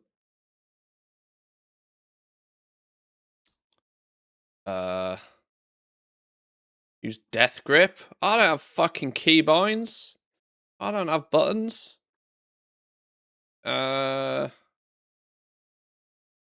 It's not even on my bars.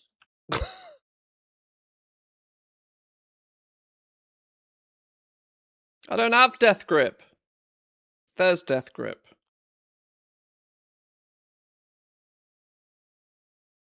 Right, you stand there. 10-second cooldown? Oh, stupid game.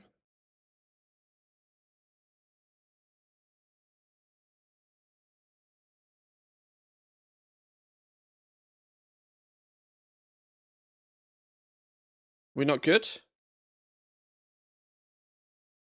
Oh, is that not good enough? Fucking Jesus. Okay.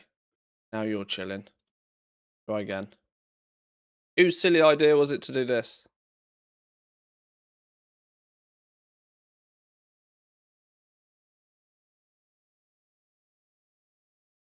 Beautiful. Check me out. Genius.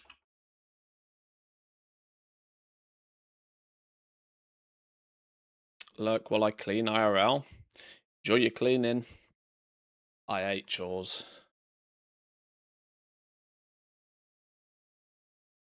Ooh. Frostmourne Fragmento.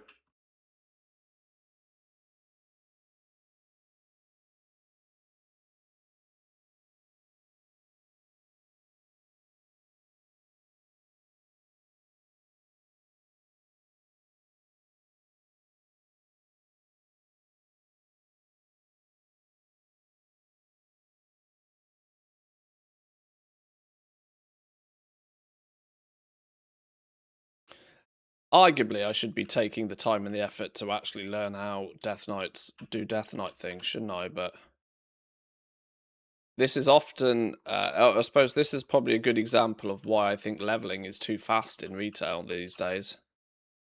That, I mean, I could take the time and the effort to learn it, or I could just blast at 80 and not learn it.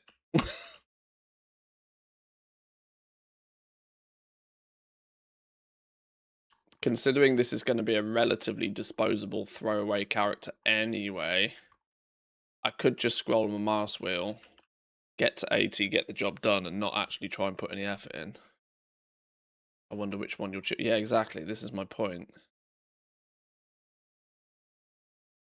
This is why back in the day when leveling was actually slow, it was a bit of a commitment to play that character, and you gave yourself the opportunity to actually learn what your buttons did and like play the class properly. One of my biggest reasons for believing that leveling is too fast these days. I would happily see them dramatically slow it down. But the issue we have with retail is kind of like you almost can't go backwards with these things. Can you imagine the uproar if they like overnight decided that, you know what, we're going to make leveling take 30 hours again? The flipping uproar from everybody that, you know, oh, but all these people have leveled 500 alts and have now got a massive advantage over me. You know, the whining about it would be uncontrollable.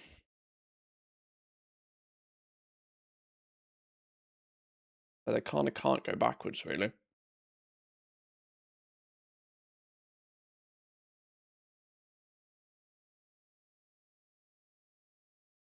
And 20 years of leveling enough is enough. Oh, no, I agree. There's one aspect of, there is solid argument for the fact that leveling, I want leveling to go one of two directions.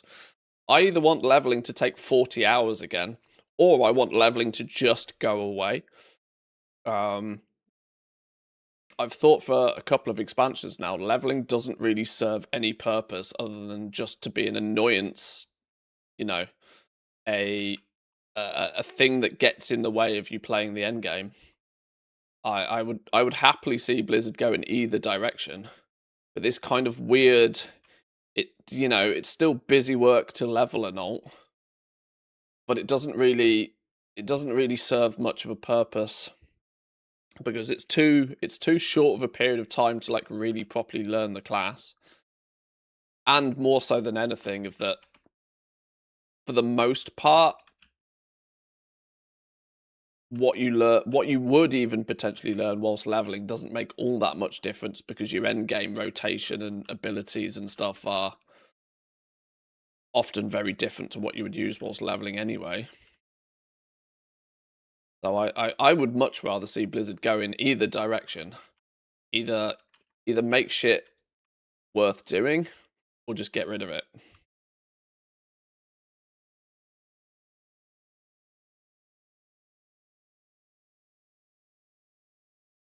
You can lock experience if you wish.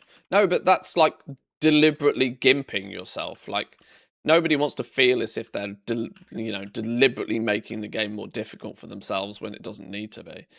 I would much rather Blizzard either make the process of leveling significantly slower and make it meaningful so that you actually invest and care in that character. Whereas look how many people are making 100 alts on Remix right now, and they have absolutely zero shits are given about any single one of those characters, right? They're purely there as disposable characters to serve some sort of purpose for them. So it's busy work, right? And Blizzard knows it. Blizzard knows that players are willing to spend hours and hours and hours of work doing just monotonous, busy work in order to get +1 characters on their account, which they may or may not ever actually use after.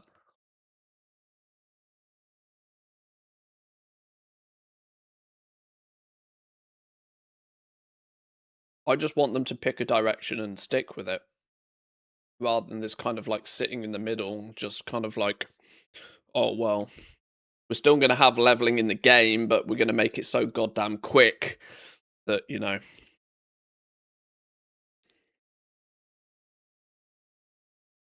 still have to do it, but it doesn't last long enough to really be an enjoyable experience.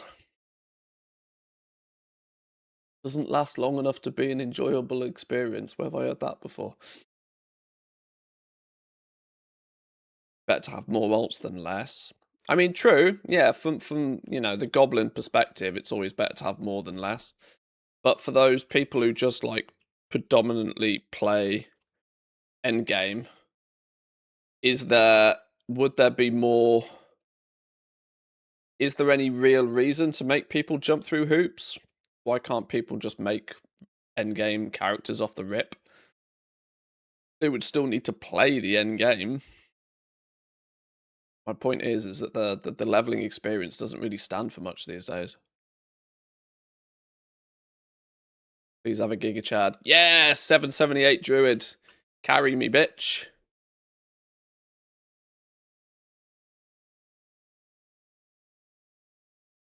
Carry me. Go.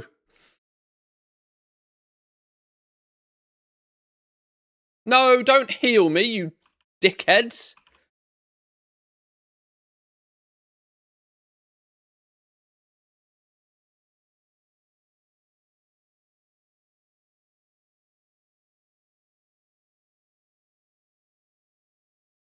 $780 item level Druid, and he's trying to actually heal me. What is the point? Could run through and dot the entire place up and win. What is he doing?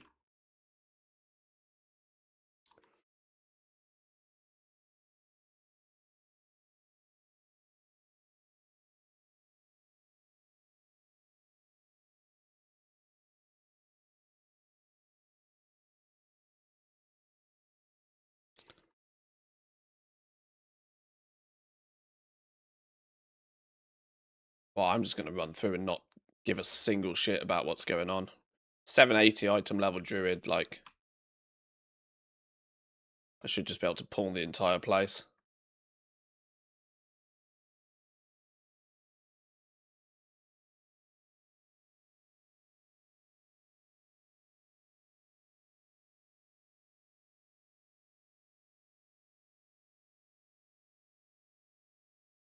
Oh, this Druid could drop, like, 1 Moonfire and the entire place would die. Why is he not doing it? I'm not looking for a legitimate experience here. I'm looking to get a job done. Vote kick, refusing to carry. Exactly. Exactly.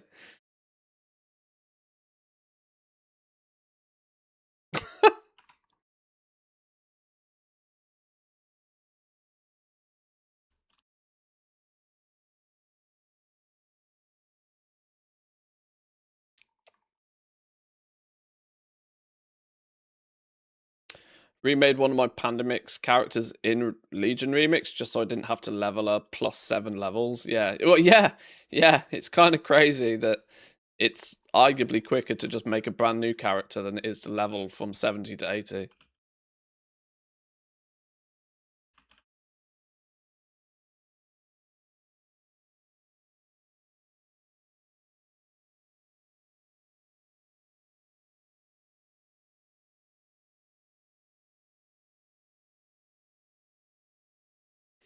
Genuinely don't understand why this druid isn't just, like, soloing the whole dungeon.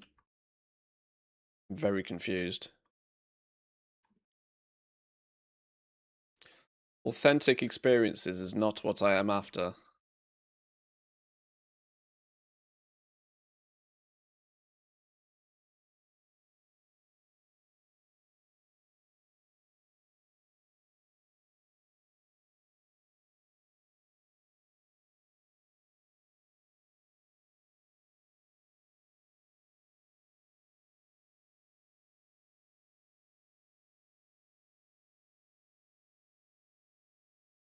He's actually playing Resto properly. Like, he's dropping down, like, healings and all sorts of stuff. It doesn't make no sense. Just drop a Moonfire! One Sunfire! Drop a Star Surge! Delete the place. I've run out of druid spells that I know. Just press buttons.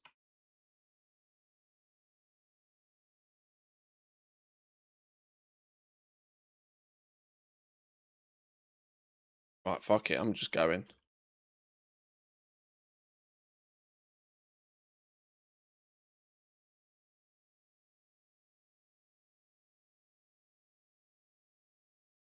He's setting up his healing UI. Oh, probably. Yeah, that's probably it.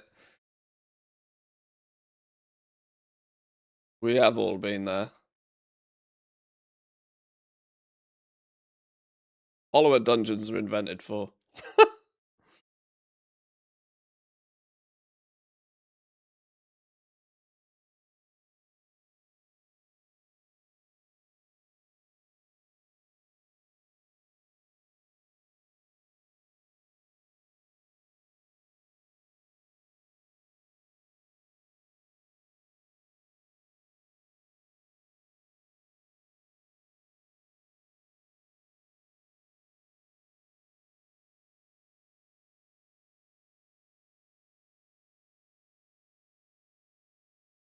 Alright, well, fun is being had by all the same, it's fine.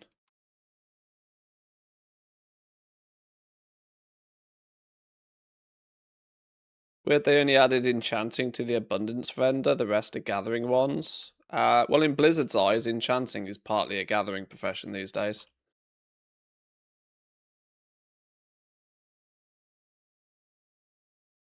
Since it's, since the way you gain its knowledge point catch-up is by disenchanting. I don't know who came up with that theory for enchanting, but it's been the same for...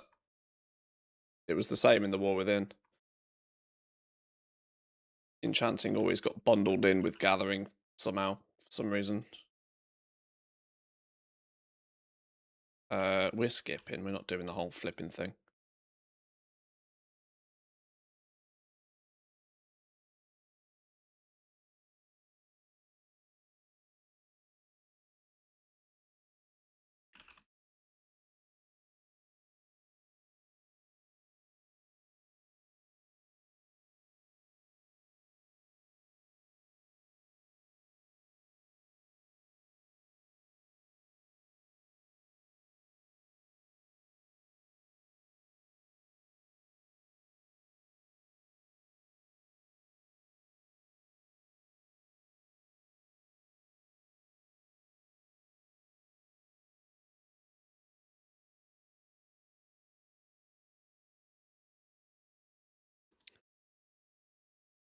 Who's pulling aggro?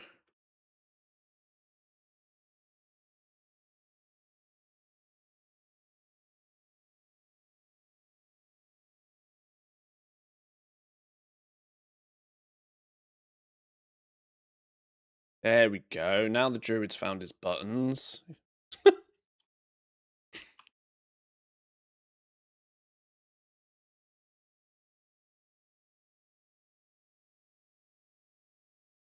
Ooh, one of these dogs is farting. Holy Jesus. I'd be proud of that one.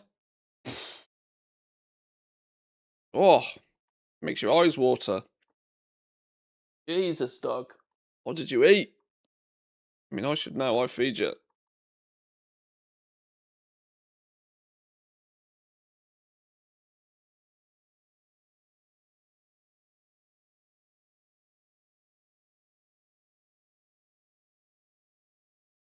The abundance system though could be quite interesting because like everybody is going to want to do it because there's your epic profession gear seems to majoritively use a what's it called? Oh god, I can't remember the name of it.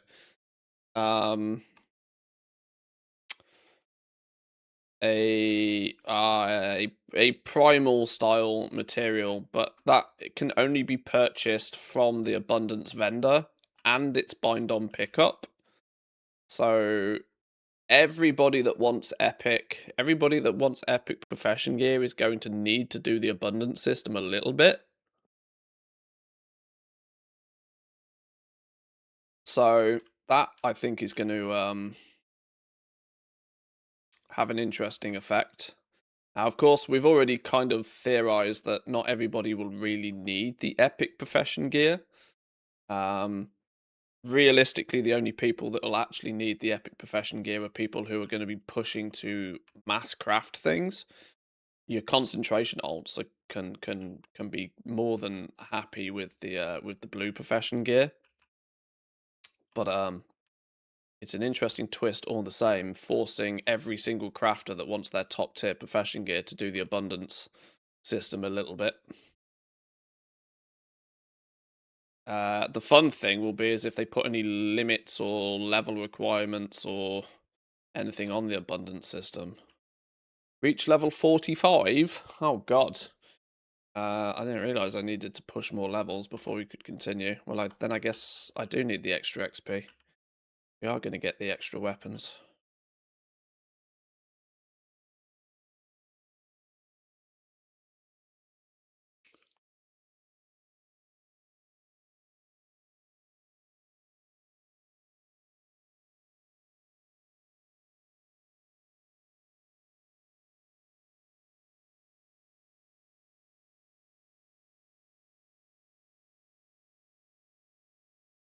Click portal to Karazhan.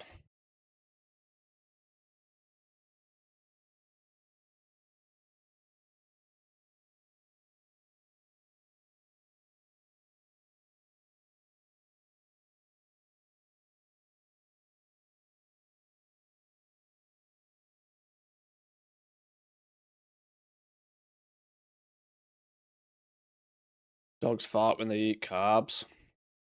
I think everybody does.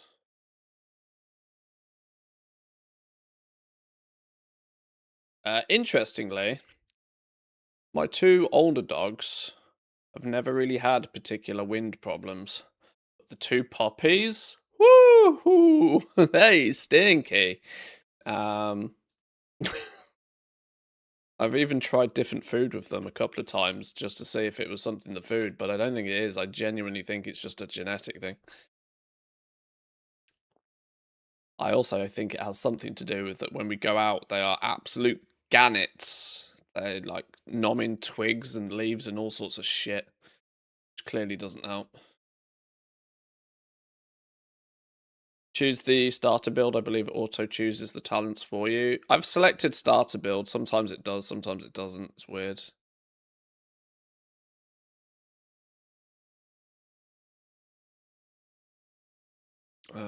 Port to Karazhan, apparently. Good thing the puppies are cute. Yeah, exactly. They get a pass because they're... Wait, I've taken the portal to Karazhan. Oh, now you're trying to get me to go somewhere else.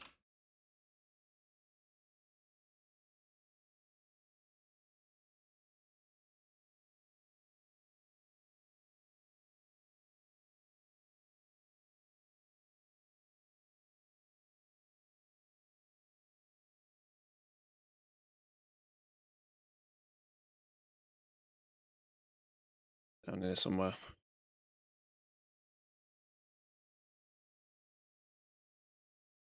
Ooh, there has been a murder. No? Yes? No?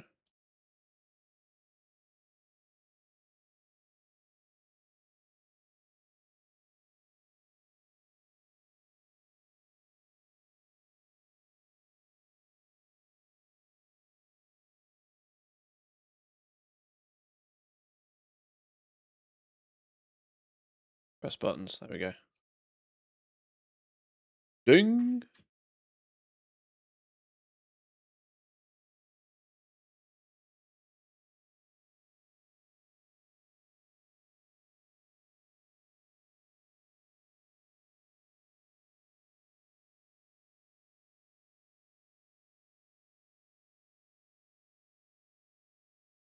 Go, go, gadget, go.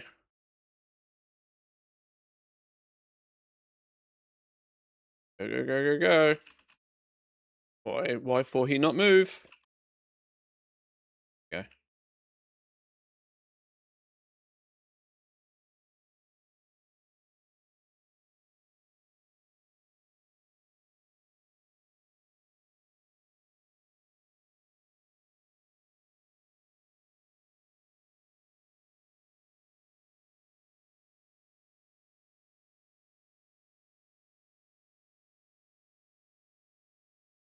There's one aspect of flipping things on the auction house, though, that I've always really liked. Is that it's one of those activities that you can kind of do and then just go out and play the game. Still safe in the knowledge that you're slowly accruing sales in the background while you do it. So whereas, you know, proactive farming often takes you out of playing the game properly. And even crafting to a degree these days, with just how much crafting requires you to just stand around semi-AFK doing a thing, whether it be crafting braces to then disenchant them, or standing around, you know, AFK thematicizing or unraveling, or, well, neither of those, rest in peace, but you know what I mean. Flipping on the auction house, spend an hour in the morning relisting auctions, and then go out, play the game for a couple of hours, come back, and you've sold a bunch of shit. Magic.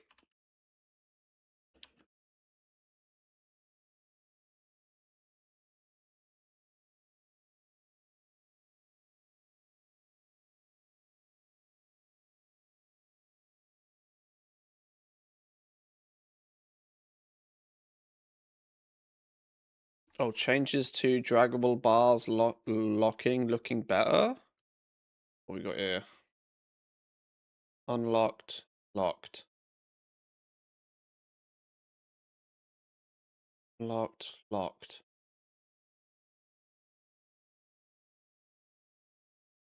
I'm trying to play Spot the Difference. Am I being really dumb?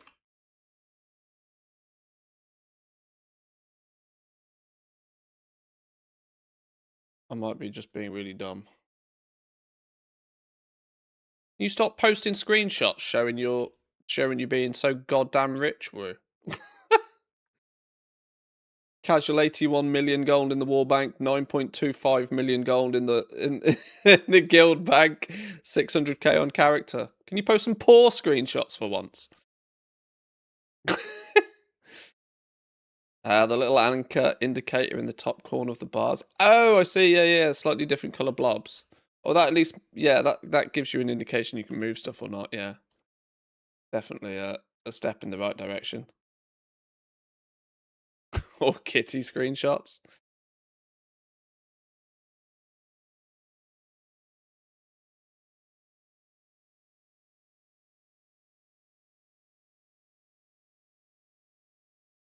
Feel that way about all of you lovely lot. You've all got way too much gold.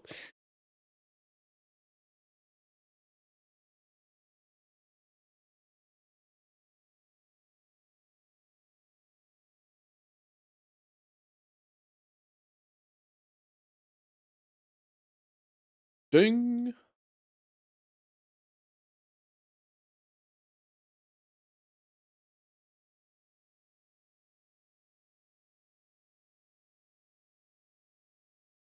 Out of curiosity, does it auto learn all of these? It does.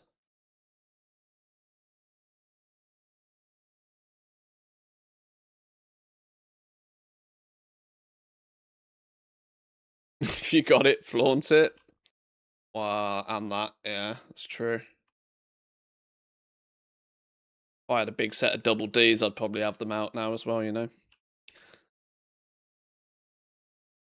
Oh, wait, what? Where did he go? Oh, can I just fly there?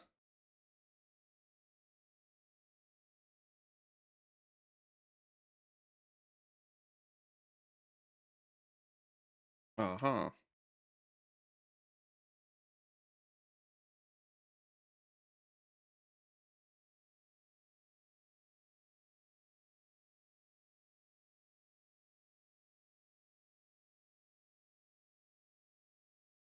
Maybe 300k altogether. Furnishing a house costs money. Who'd have guessed? It's yeah. I'm intrigued to find out. I mean, this is going to be very difficult to like genuinely figure out, but it'd be interesting to get like a gauge on just how much people are spending on their houses, because I reckon there were some people spending ludicrous money on their house. Absolutely silly money.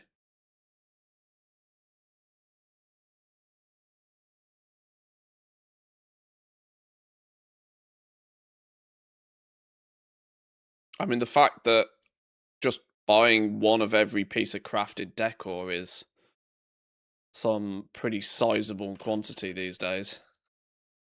Even on a realm like Draenor, it'd be interesting to find out just what like the cheapest price is to buy one of everything. It's got to be in the order of like a few million gold at the very least. I mean, what's 240 pieces of decor, even if the average price is like 10k a piece? I mean, it's probably more than that, isn't it? 200, is it 240 pieces of crafted decor? Even at 10,000 gold a piece is 2.4 million, but I reckon the average price is probably above 10k. The cheap stuff you can get for like under 10k, but there's lots of items you're not going to get for less than like 30k. It's probably 4 or 5 million gold just to buy one of everything on most realms. And you know there are people that will have done that. Even if it's just because that homebound add-on says that it's available, you know? People want to min-max their collections and...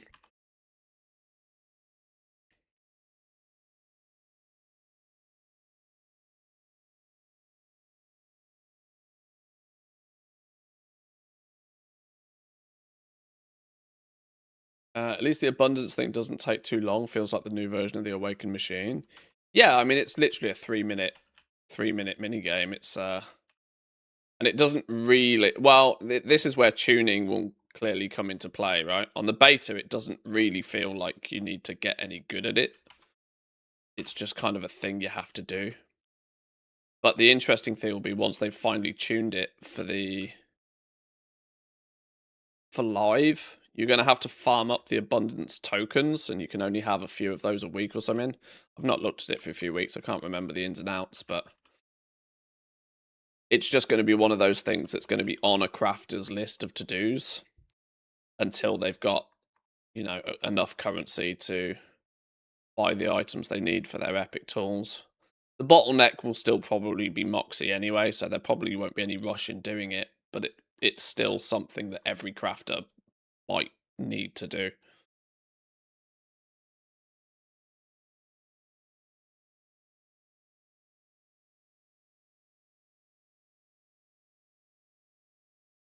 Huh? What? Why can't I go in?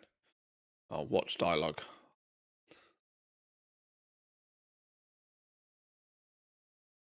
What did I need to get to? Level 45? We're nearly there, aren't we?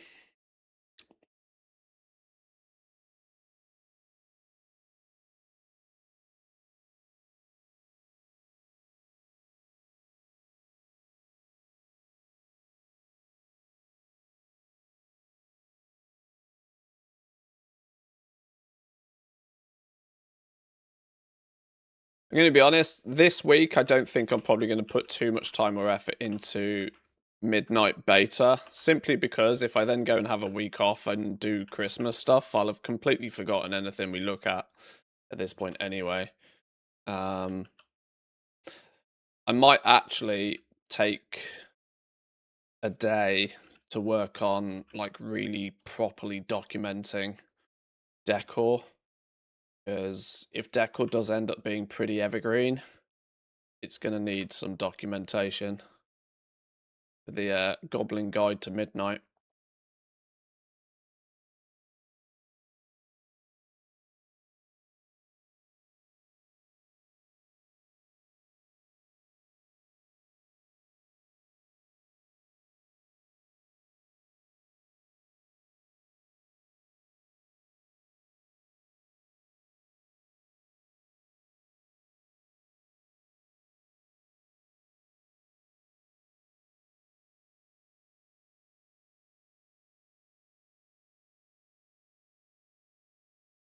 and I kind of hope that by end of January we've got a working rough draft of the next guide.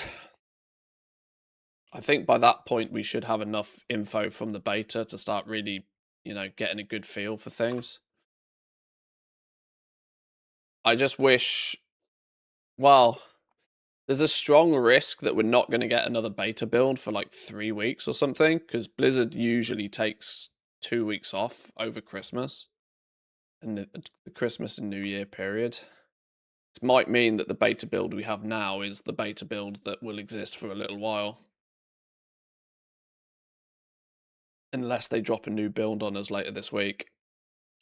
But that feels real 50-50, because if they drop a new build, they're going to expect people to test it, and then they need to iterate on the feedback, which all might clash with them taking time off. Assuming Blizzard are taking time off this year. Who knows what they're doing?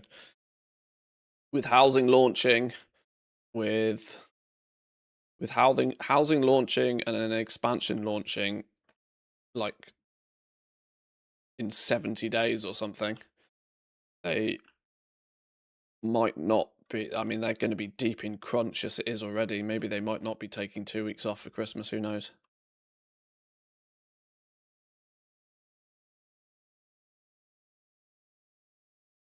$47? Wow, we wasn't I like 44 a minute ago?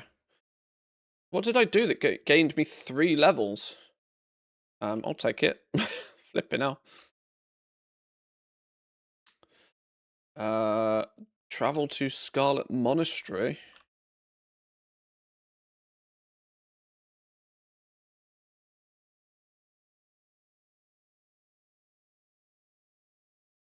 AI just need time off. Oh god. How do we get to Scarlet Monastery? Take the portal from Dalaran to Karazhan. Okay. And we get from Karazhan to Scarlet Monastery? Or is there a portal down here to Scarlet Monastery somewhere?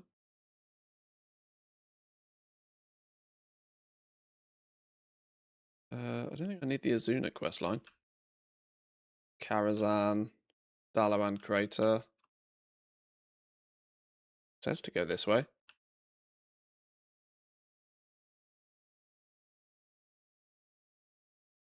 Portal to the Infinite Bazaar. Surely that's not the one we're taking. Wait, what? How the fucking hell do I get there?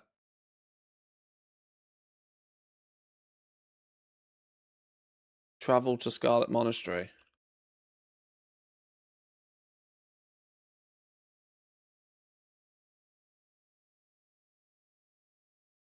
Call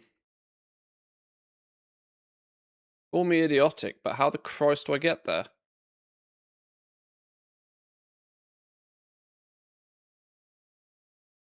Oh, the quest giver opens a portal after you pick up the quest.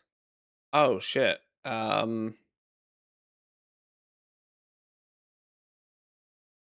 Well, the easy trick here is to abandon that and go back to pick the quest up again then.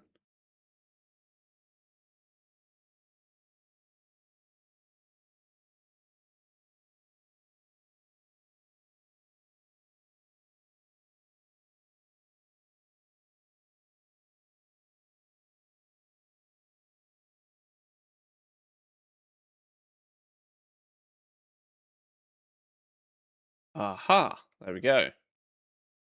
There we go. Thank you. That would have taken me flipping forever to figure out. Yes, please. Wink.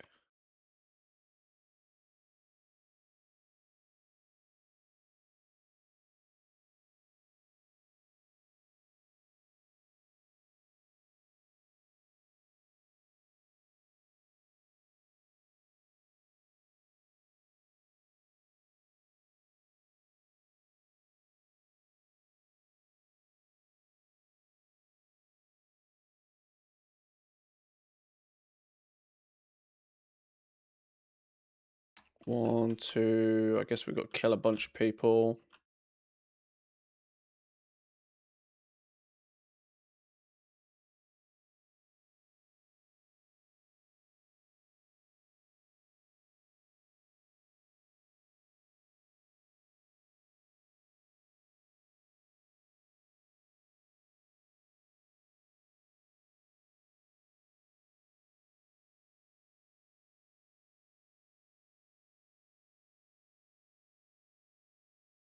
There's not a lot of people to kill here.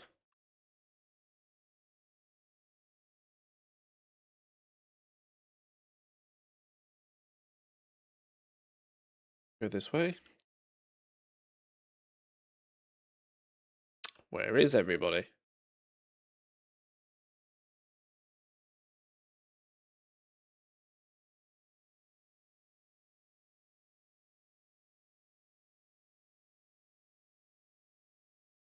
Enough? That's got to be enough, hasn't it? Not stand on that fireball. I don't know if this hurts. I don't know how much I can just pull everything. Surely a Death Knight doesn't die, right? 13. We need a few more. You'll do.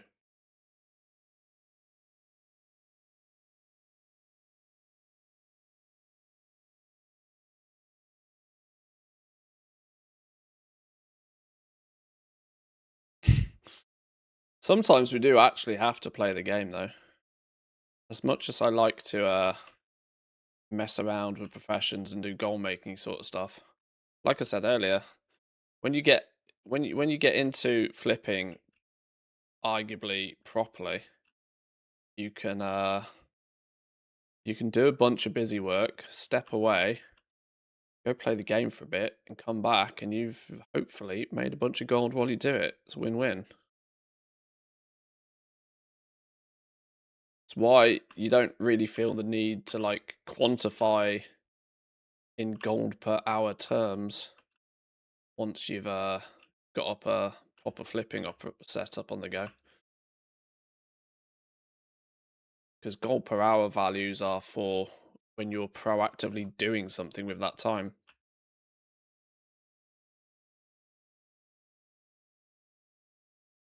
I know I pew quite heavily, quite frequently on things like transmog, but at least transmog farming works in a similar way.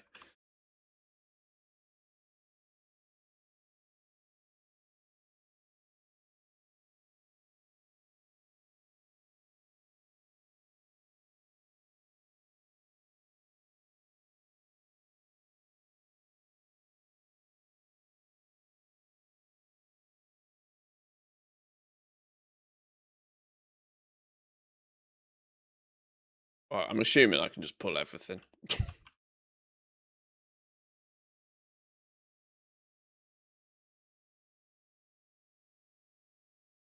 Hide behind the pillar.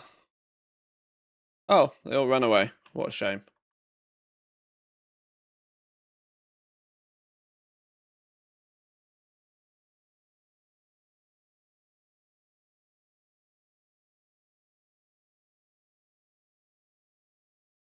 You know what I don't have? I don't even have my artifact ability on my bars, you know.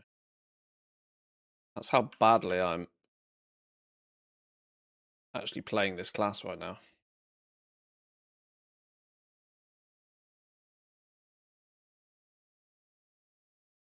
Dude. Beautiful.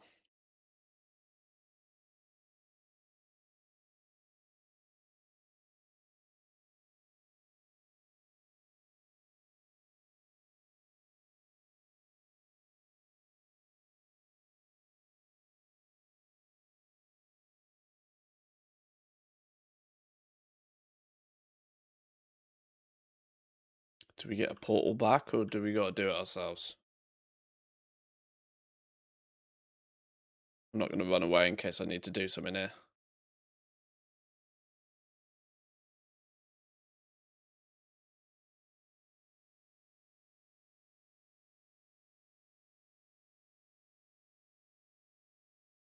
Ah, it just seems like RP. Let's go.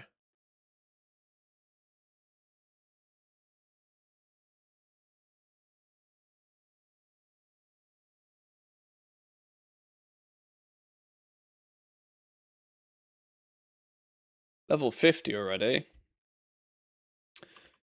People are not wrong. You get quite a lot of experience from doing this.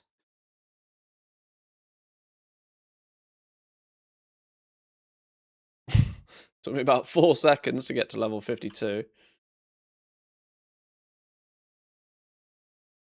Set champion High Inquisitor Whitemane.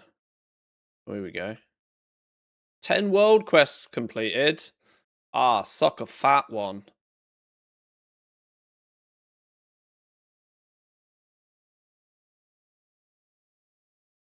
How much bronze do you have? On this character, 26,000 so far.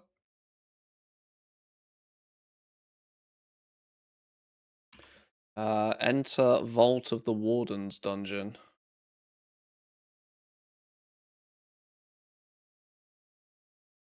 Odds on me having to take this quest at some point anyway. Let me just go grab it.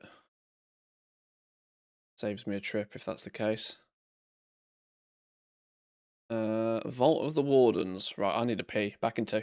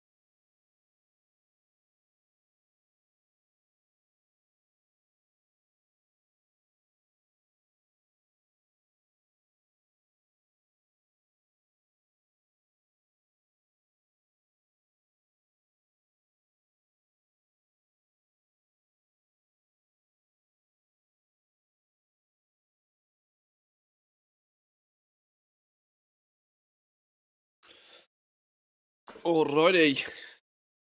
Right, another dungeon to do apparently. I did not realise there was quite so many dungeons involved with doing these Order Hall campaigns. Do Vault of the Wardens now. Once again, pray to RN Jesus we get a carry group. Last time we did one of the artifact things. Have we got all 3 of our artifacts now? I think we've done all of those, haven't we? Yeah, we've got the other 2 in our bags already. Already done those. Let's slam one of these down, get rid of some of this trash.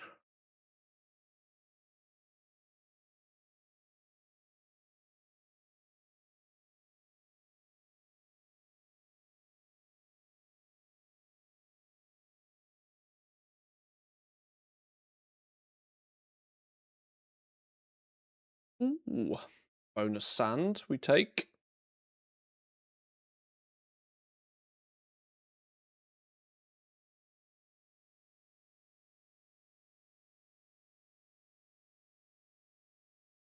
$194. It's keeping up.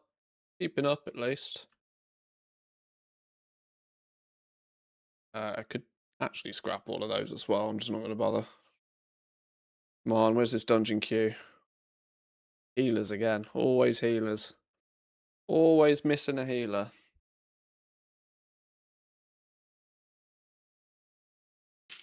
It does feel ever so slightly crazy that I'm leveling a character purely to get one decor item.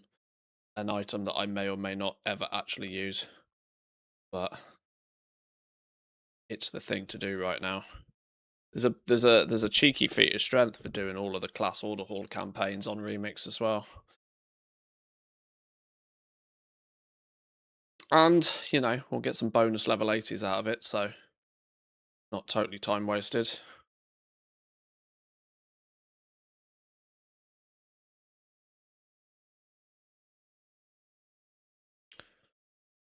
Right. Tactical. Oh, I was going to say tactical cancel scan, but boom. Oh, fuck off. Who declined? What kind of person declines a queue?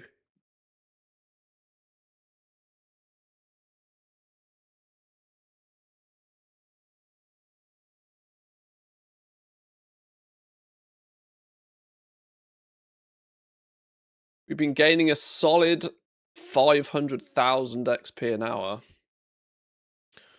which at 42,000 per level right now is what, 10 to 12 levels an hour? That's not actually that impressive, is it? Not by Remix standards. I mean, I was never expecting this to be a quick way to level. It was just more of a case of get something done and get a free level 80 out of it, so...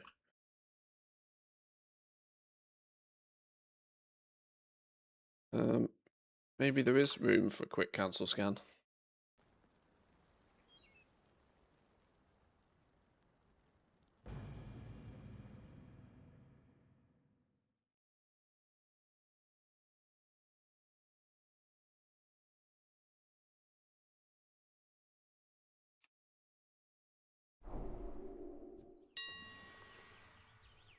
Quick post scan if nothing else. Oh, there we go.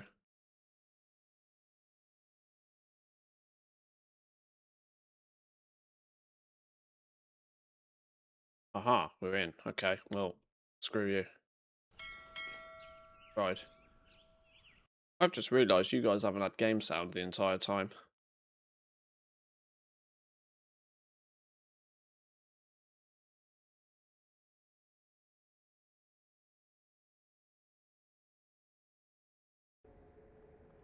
Right.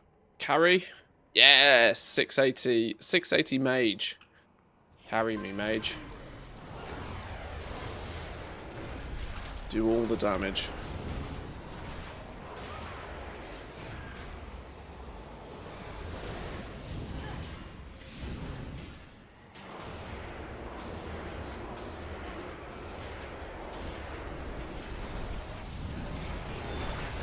Oh my god, I nearly died.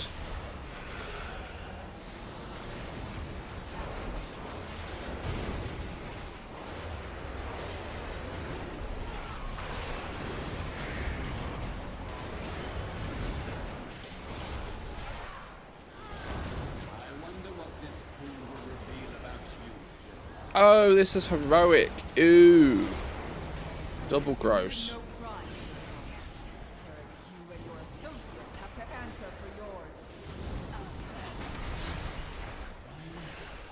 Our crime was to sacrifice everything to save this world.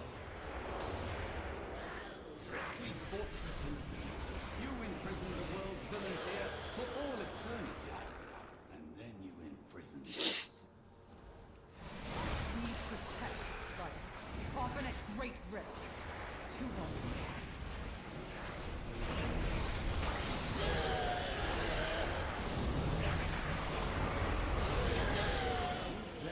We're gonna get a shitload of levels just from this dungeon by the looks of things.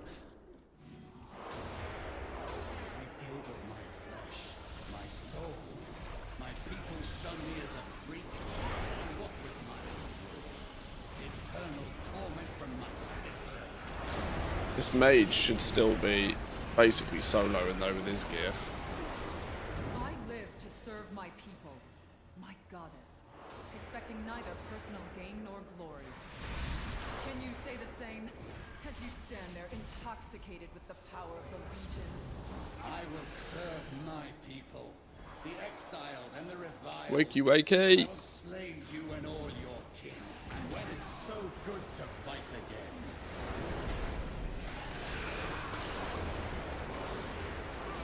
My blades thunder. I will cast you all aside. I need no blade to defeat you. I don't think I've ever seen that dude transform before. It's funny, I can't remember the last time I've done each of these dungeons actually properly. Because most of the time I'm just straight up boosting myself. I might actually die here. This is wild. I've never had to do mechanics in this dungeon. Thank you for your help. Whoops. Intervention saved my life. Saved, didn't even know he could do that. I'm seeing mechanics for the first time here. Find far more terrifying things lurking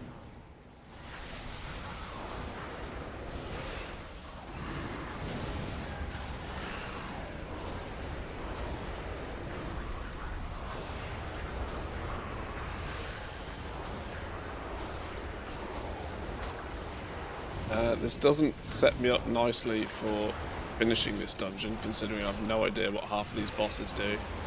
I've just one-shot them for the entire of Remix. Especially playing on a class and tanking that I have no idea about. Why did you get pulled?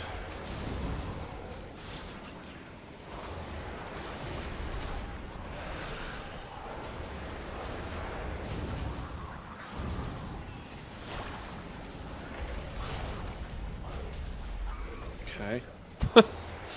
Okay, dokie.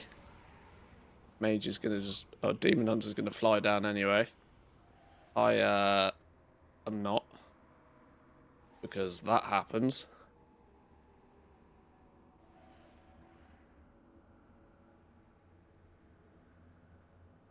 Respect the elevator boss. Always respect the elevator boss. Oh my god, 5 knowledge knowledge points, flipping hell. 5 spec points to spend.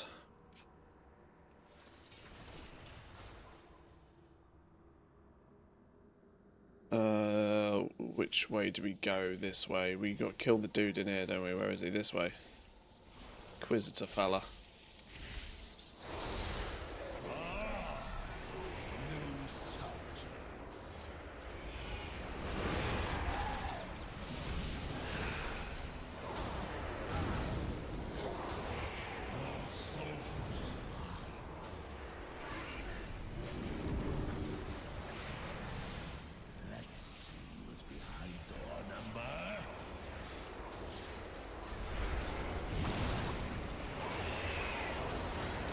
If I didn't need to do the class hall campaigns, I would probably have just boosted these characters as well on my ult, but it's not, you know, my primary goal here isn't actually to get another level 80 out of it, so.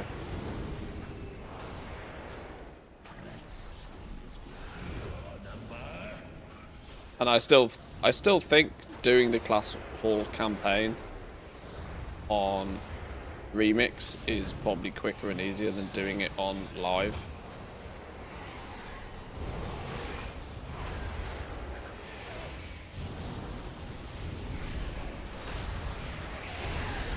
Unless, of course, I already had the classes at level 80.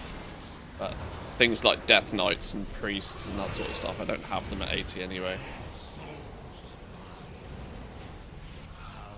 Ouch.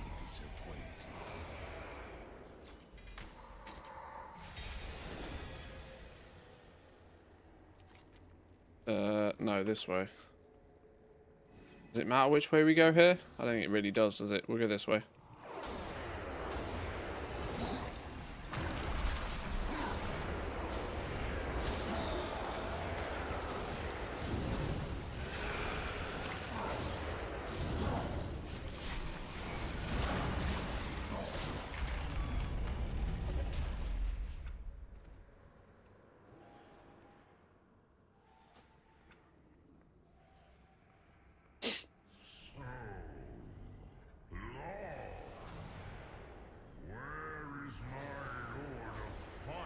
Oh, shit. The hell happened there? Who stole the flipping path? Something else I didn't know could happen in this dungeon.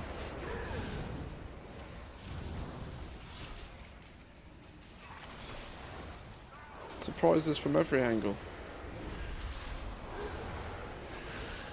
Oh, the final boss is going to be gross in here though, isn't it?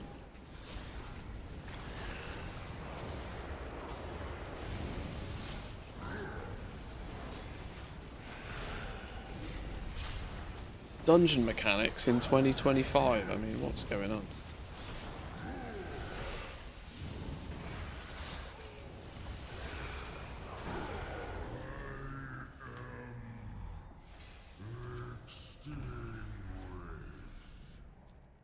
Wait, we still going? Where did these ads come from?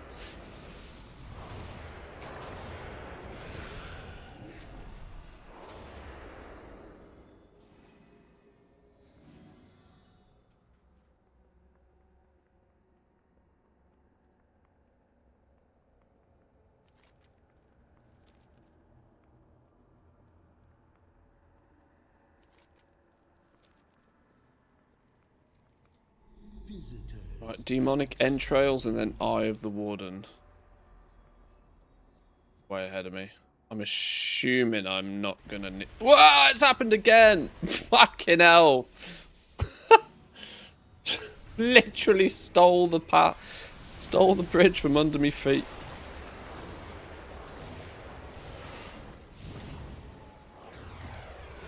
Man, look at me.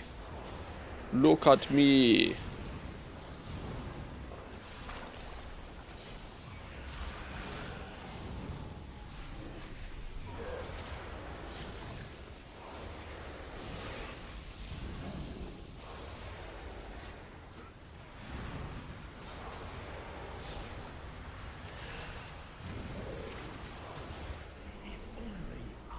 Dead.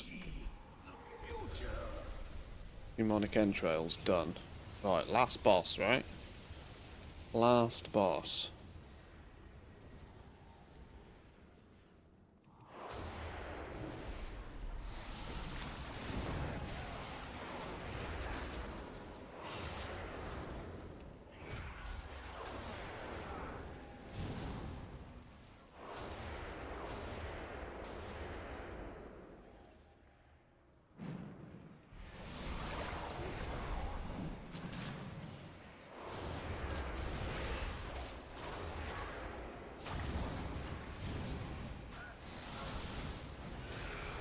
Oh. Ah! Okay, apparently you're not allowed on the bridge if you're in combat. Well. Sure. There's another mechanic I didn't know.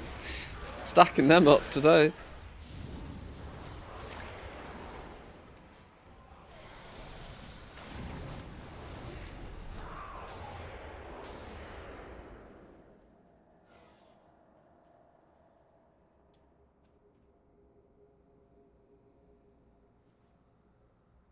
Okay, we've lost somebody. We lost the warrior.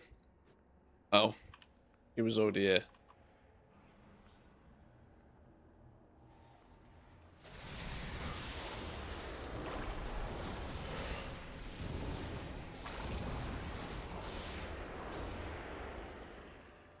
Are we just doing hops? Please tell me we're just doing hops. Yes.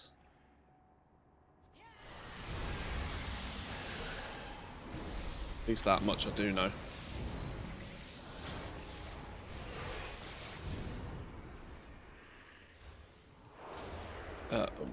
Please kill things, otherwise we get stuck in aggro the entire time. Oh, fucking hell.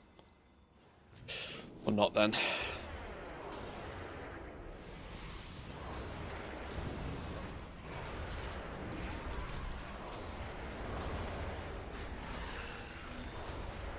Ooh, booted me through the door before I meant to get through the door. That's fun. Oh, okay, we're just going to be stuck in combat forever then.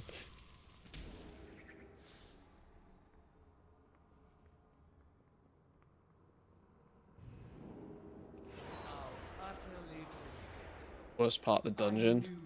Yeah, what's worse is when somebody runs off with the orb and then just ignores all the ads. Like, well, you fucked us. Give me the pissing orb if you're not going to do the orb stuff. Can't kill shit without the light. Now you fools have fallen into my trap. Let's see how you serve it. I will Right, this is going to go horrendously well.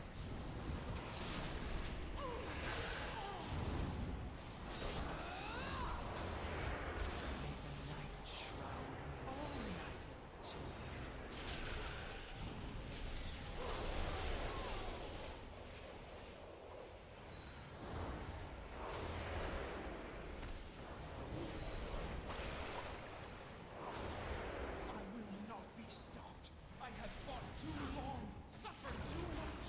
Victory must be mine. Just nuke stuff, we should be fine. Do we have to do many more dungeons? Does anybody know for Death Knights? I think this is already our 3rd dungeon we've had to do for the Class Order Hall campaigns. I mean, I don't mind them.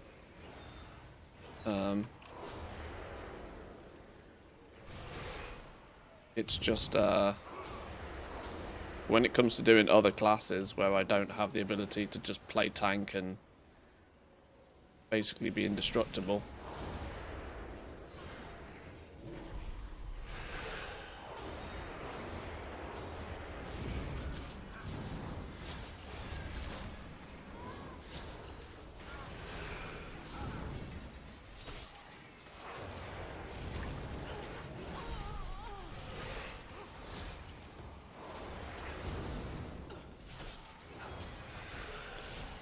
The last one for Death Knights, but it's been a while. Okay. Whoa, shit, I got booted off. Knew that was going to happen. Whoops. I was half expecting the boss to die.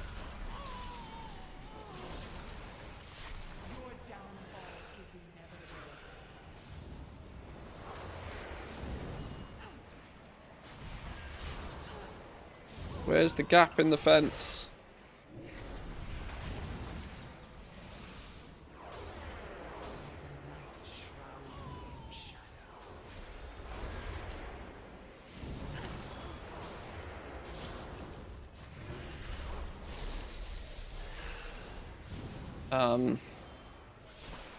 I don't know how we get rid of the damage reduction.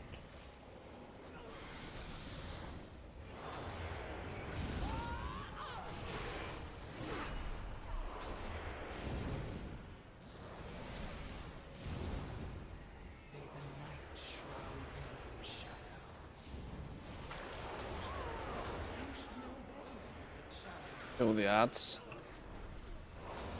I thought getting rid of the ads. Your downfall is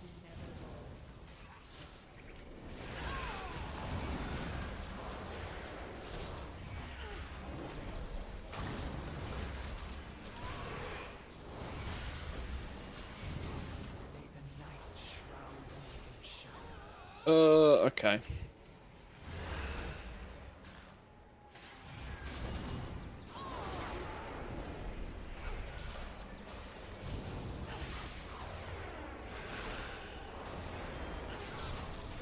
I didn't know a level 80 could die on Remix.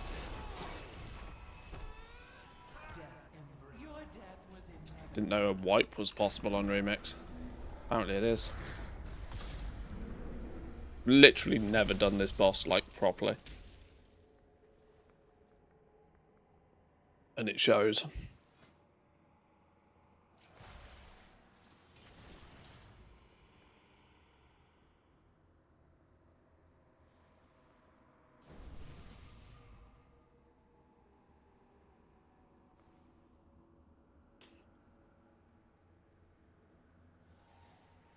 Slogging all the class achieves too. Yeah, it's while Remix is here, you know, it sort of makes sense to give it a go.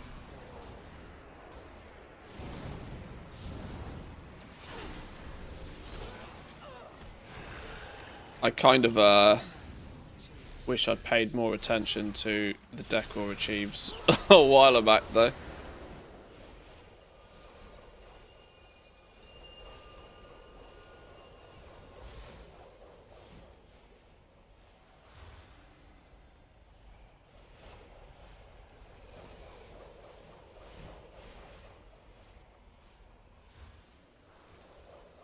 Where the flipping hell is she?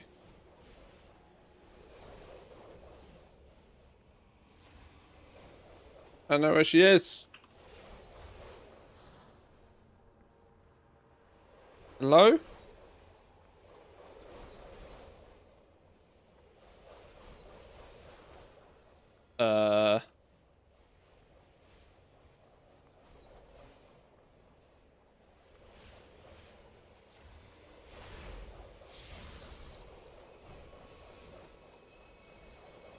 I will not be Fuck. Oh, there you are. fought too long, suffered too much. Victory must be mine.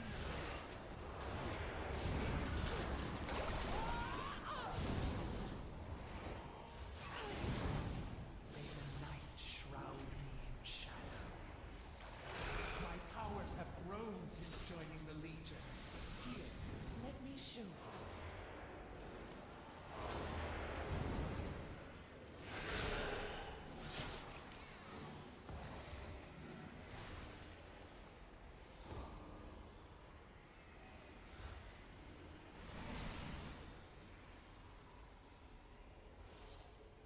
Right, well the mage seems to have half an idea of what's going on. Do you have to get rid of all the purple goo on the platform? Is that how you progress this bit?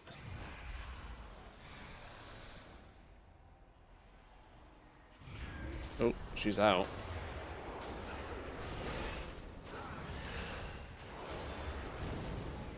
Look at me getting stumped by an 8-year-old dungeon. Oh god.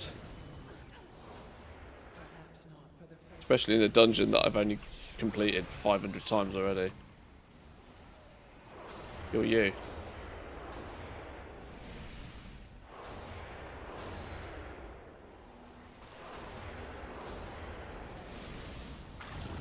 Your downfall is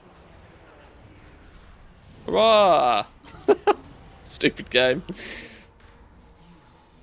Stupid game. Do 10 world quests! Oh god.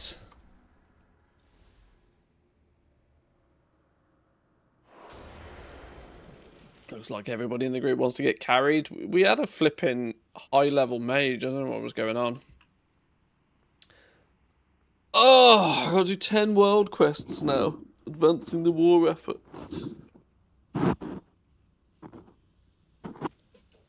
The bitch was kicking me while I was wow-heading what to do. Yeah, we all have those special moments.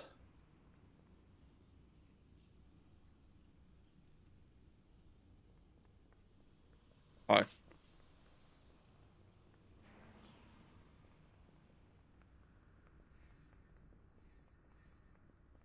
Do I actually need to do the world quests, or is it just Cygor telling me I need to do the world quests?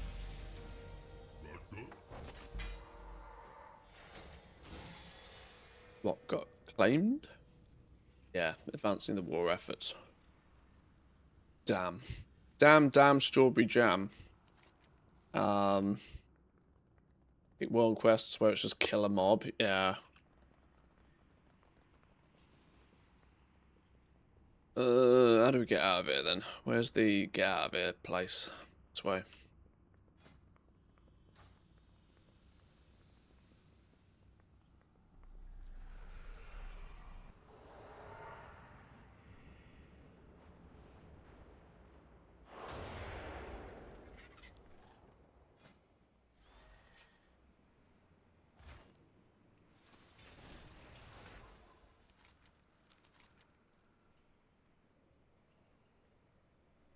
Loads of world quests. Loads of world quests, right.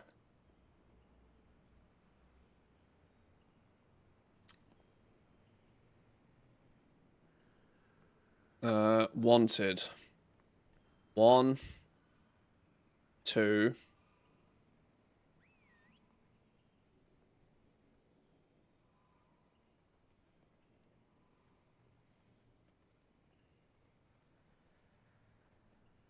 Three, 4.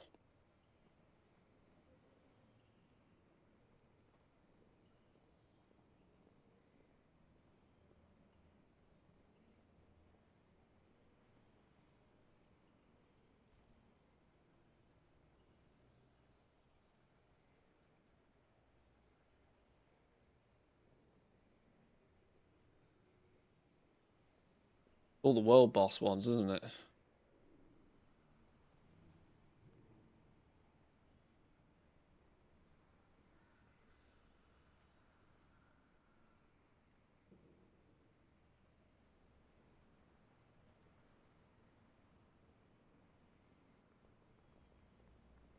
That'll do. Do those. Good start.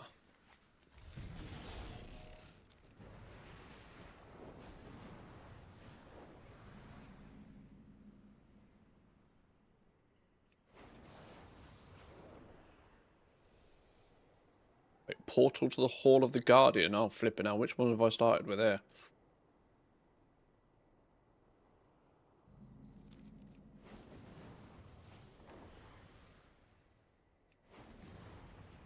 Every Order Hall campaign I did so far has 10 world quests. I assume all of them do. Oh, Lord. What have we signed ourselves up for? Okay.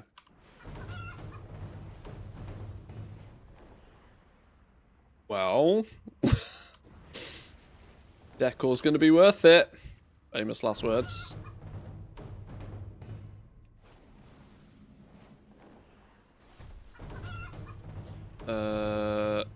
Where is this dude? I wish to study the energies in the shattered locus. Capture some of the creatures feeding upon the crystal. How do we I up need the them thing alive. round up the thing round the corner?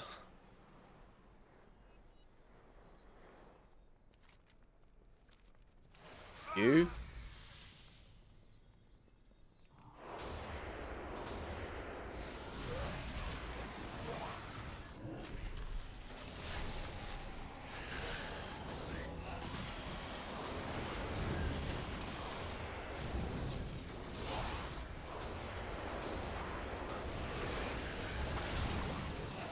Do all campaigns never put a piece of decor in your house? That's my plan, at least. It might end up like that. Might very well end up like that. If I distract myself with collecting the decor for long enough, I can get away with not really using it for anything. But at least when that day comes, when we do plan on building a house, it will be a glorious house.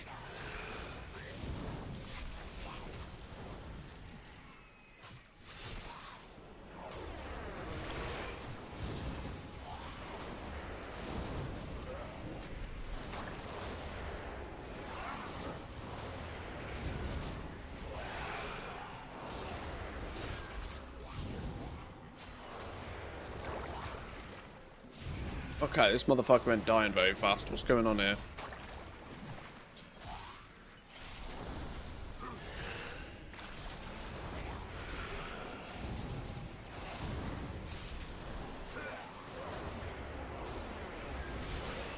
Turns out this might not have been the quickest world quest to complete.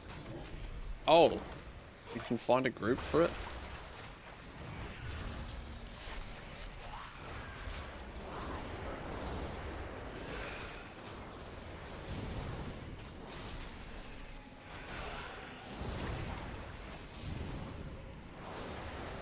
The odds of anybody joining this group are like basically nothing though.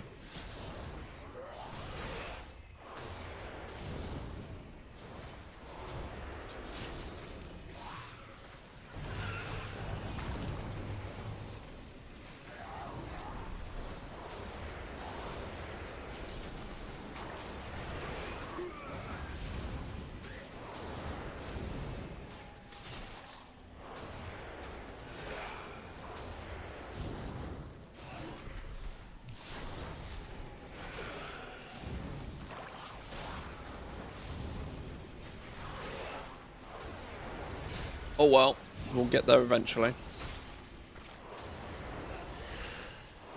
Death Knight privilege means we just don't die.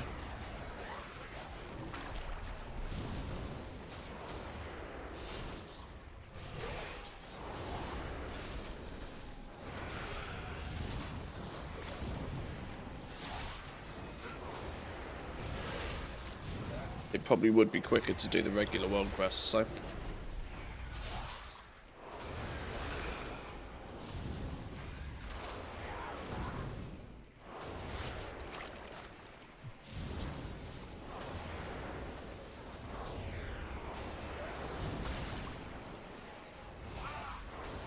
This better give me like 12 levels of experience as well.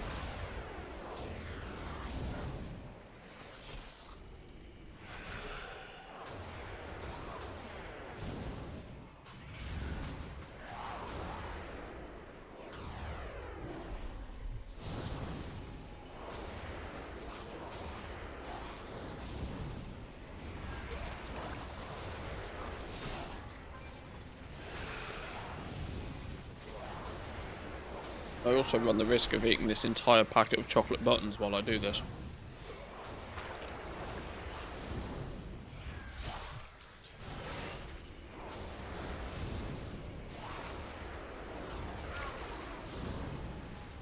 Okay. Definitely note to self, ignore the danger ones. I might need to reconfigure my little list of world quests to do.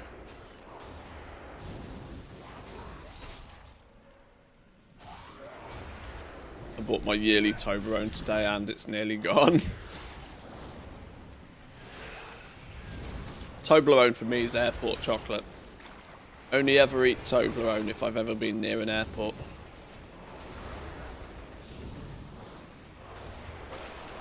And I haven't left the country for a while. After Eights though, now that's a Christmas chocolate. I've not had my yearly box of After Eights yet. Hurrah, dead. Right, maybe we don't do all the wanted quests. Let's just do all of them. Go. You can manage that, can't you, Zygo? You got this.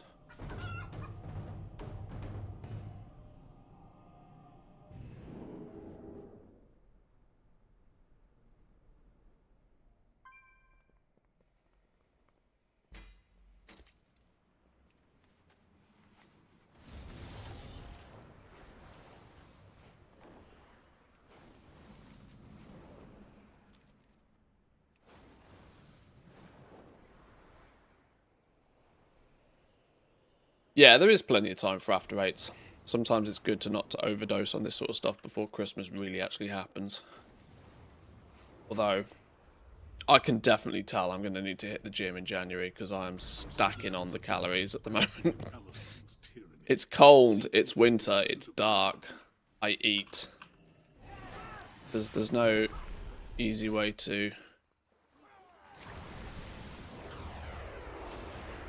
There's no other way to describe it, really. What am I doing here? Rebellious citizens armed. Oh, am I meant to be arming these dudes, not killing them? Whoops.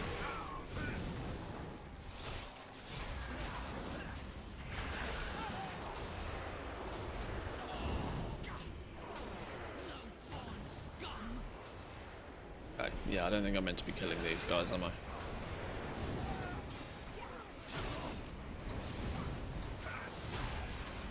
Standing desk. Standing ain't gonna make a blind bit of difference. To be fair, I'm still doing like 12 dog walks every day, so I'm still getting my steps in. But in between those steps, I sit at a computer most of the day, so it's not ideal.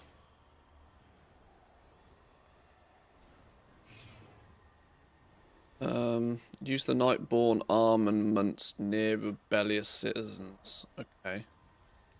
So I have to kill the non-rebellious ones. Get them out of the way.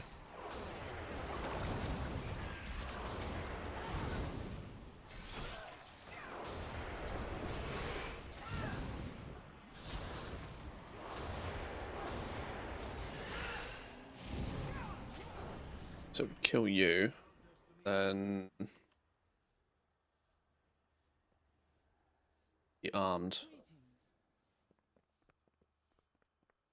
10-second cooldown being armed. Oh, what? Oh, I now... Oh. Oh my god, I gotta find a box for each one. Oh, lord. Okay. Well, there's another box over here. Another box over here.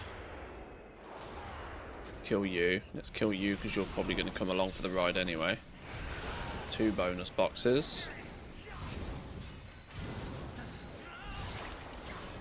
Let's just as quick to kill 3 as it is to kill 1, so...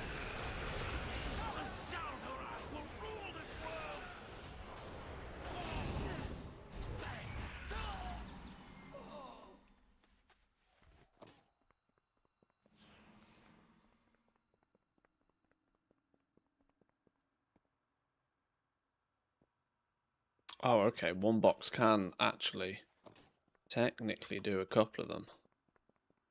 Good to know.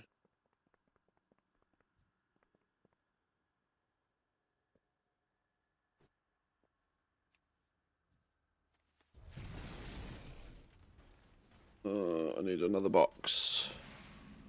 Gives me another box. There's a massacre going on over here. Means somebody's stealing all the boxes.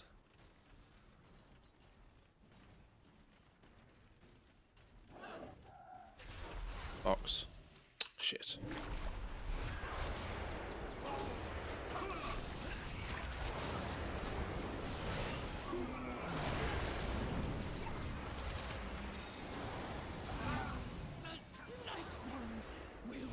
I wonder how many classes I'll actually manage to get the Order Horn campaigns on.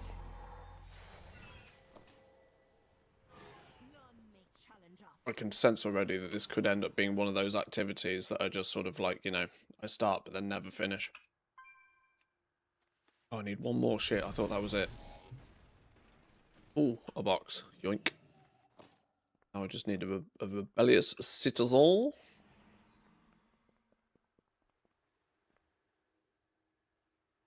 With our people armed, Elison's thugs will face stiff resistance.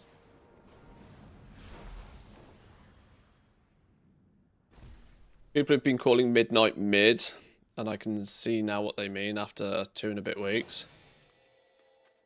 Well, my take on it is that midnight feels a lot like a filler expansion.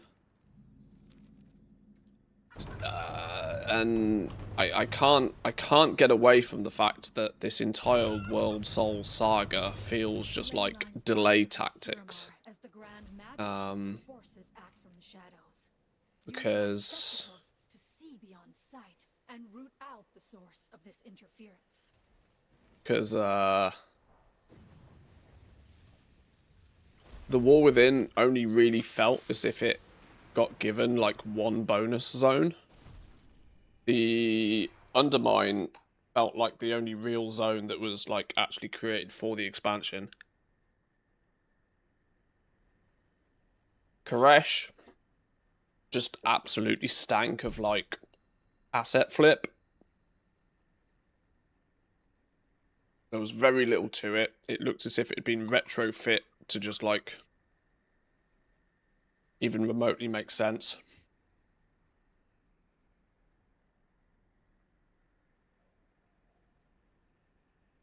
Midnight doesn't really seem to have its own thing. It just looks like a copy-paste for the most part. What we've already seen. It serves a purpose for Blizzard, I think, in terms of... It serves a purpose in terms of it gives Blizzard an opportunity to just, you know, refresh some systems and whatever.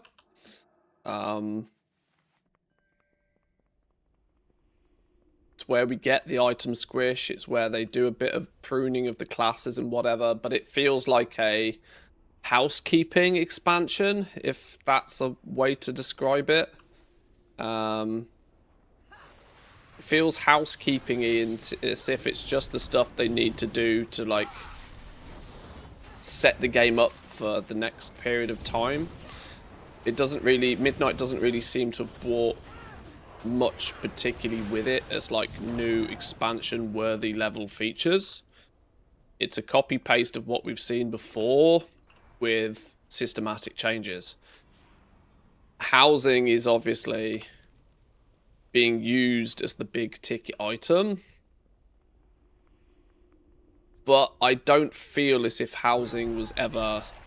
I don't really ever feel as if housing and decor ever really had that synergy. It's just that housing has been ready at a time where Midnight is also coming, you know. Even in the early even when they started talking about housing, they were very deliberate in saying that housing wasn't really a Midnight expansion feature. It was something they've been working on for a long time, and it's something that they plan to be evergreen. They've probably just used it because the value proposition of Midnight is quite weak without it. But I hope the new zones and the storyline, and like if Blizzard can do what Blizzard does well, which is always produce like top tier raids, you know, a couple of good raids will really keep the attention. But it doesn't, you know, it doesn't scream to me. If you were to look at it from the outside perspective, would you look at what Midnight is offering and would you really say that that's like expansion worthy? Where would you say is the like unique, interesting selling point about Midnight? If you were to pick anything that isn't housing, what, you know, they tried to use this prey system as a boxed feature for Midnight, and I'm gonna be honest, prey from what I've seen so far is a fill the bar to go and do world quests. That there's nothing really overly exciting about it. It's at best a plot twist to doing world quests. But I don't think people are that excited about doing world quests after 4 or 5 expansions or however many it's been with world quests in the game. The concept of world quests has kind of, you know, run its course for a lot of players at this point.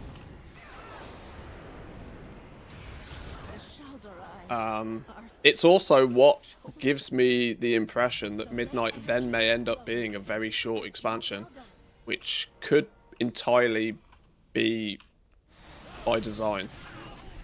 I would not be too surprised if we end up having Midnight being like one of the shortest expansions we've ever had. Because I'm convinced Blizzard are slowly but surely working to a 12-month expansion cycle. I'm convinced of it. It's going to be a transition to get to that point, but I'm utterly convinced that the days of 2 years expansions are completely gone. 18-month expansions sort of fit nicely with the, you know, with the 3-season approach that we have right now, 6 months per season. But I still think their ultimate goal is to move to a 12-month expansion cycle. But they can't just, you know, drop that on us out of nowhere.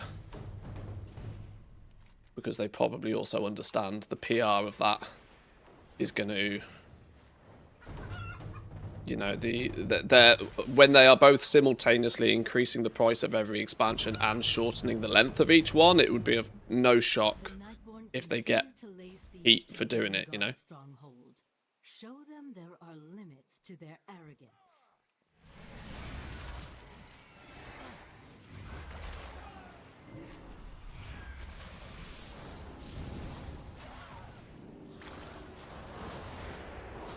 But I do tend to feel, with what I've seen so far, that Midnight is a concoction of like a few little bits and bobs they've kind of had in the locker for a while. You know, this abundance system and the abundance system and prey. These are like little bonus additions that they've probably not really had much reason to squeeze into the game at any other point so far. They probably want to use Midnight as a way to just delay people to the last Titan before they can start, you know, tying all of this stuff up. But yeah, the saga is very much feeling like one expansion being converted into 3. But would you gain that same, would you have that same opinion if you hadn't played the game for 20 years? I don't know. Is it just that I've played the game way too long that I spot these things?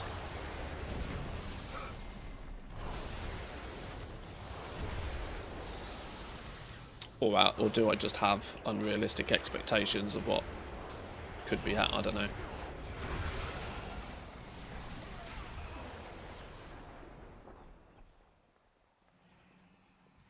Four-month season will push cutting-edge raiders. Yeah, but it's all relative, right? It depends on how big and how long the raid takes to complete. You know, this is the thing.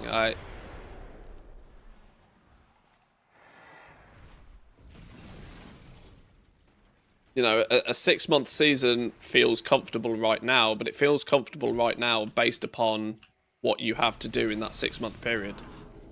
If they want to go to a 4-month season to squeeze 3 seasons within a single expansion, I think they could quite easily do that. Going down to 2 seasons is difficult from a story perspective because, you know, a story tends to consist of a beginning, a middle, and an end, which sort of dictates you kind of need 3 seasons.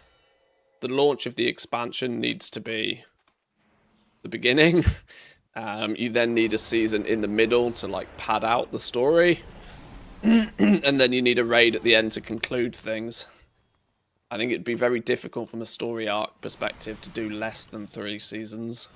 So it means if they wanted to do 12-month expansions, what they then need to do is figure out how to make those seasons shorter.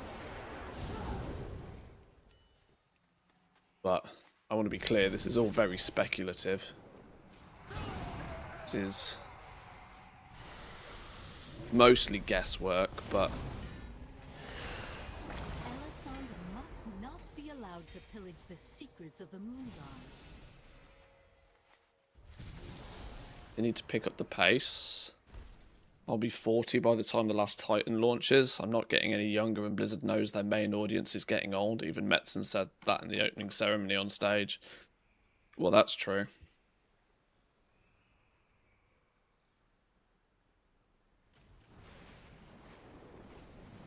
This is why I think stuff like housing and faster leveling and better catch-up systems are designed to bring people in to the game and, you know, hopefully keep people. The reality is most gaming these days is like the pace of most gaming is very quick. Look how fast games explode in popularity and then completely die. The MMO genre is obviously a bit of a different beast, but it's Is that your still wallet? Or are you just glad it's to still see me? something that they need to keep the Both, I pace up hope. with it. And this is why I think a 12-month subscription is exactly what they're aiming for. They get, you know, the financial graphs look the same every 12 months, which is very, very, very good for business. It also, you know, that same sort of Call of Duty style, once a year something happens, like clockwork sort of thing. I think it's difficult to achieve in an MMO, but I definitely think it's what they're shooting for. Leyline spiderlings collected. We do this then. I wish to study the If I go down here, I'm energies gonna in get the stuck shattered down here. locus. Capture some of the creatures feeding upon the crystals there. I need them alive.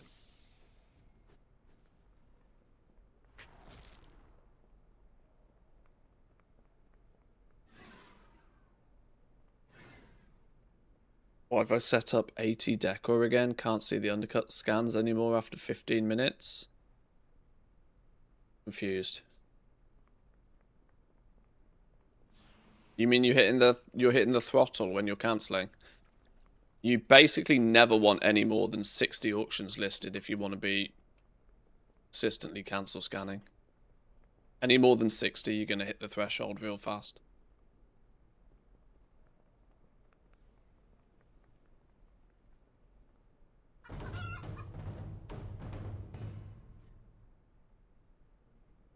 Hey, Ukeb, thank you very much for the 2 months. I appreciate that. Another name in chat that I have no real idea exactly how to pronounce, but thank you very much. I appreciate it. Great use of the Prime.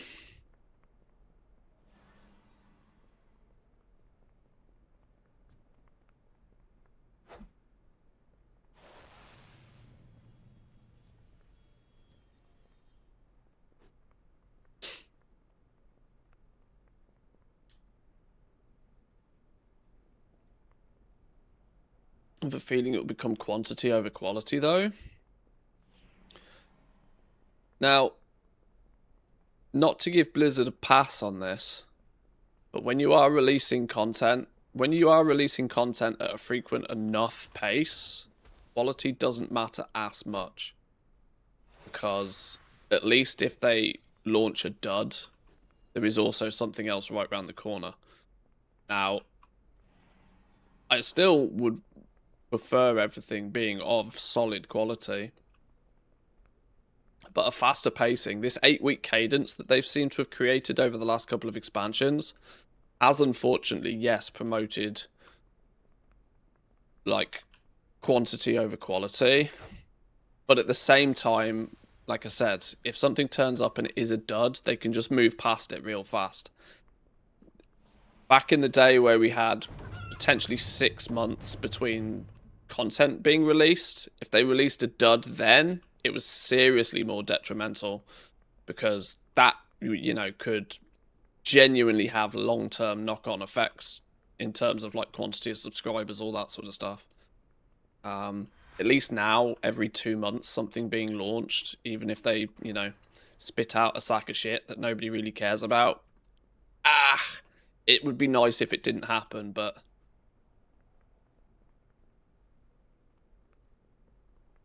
I need one more flipping spiderling.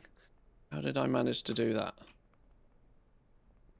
Like I said, that's not me trying to give Blizzard a pass for like doing a shit job, but This brings us one step closer to understanding the unique power of the Arcanum.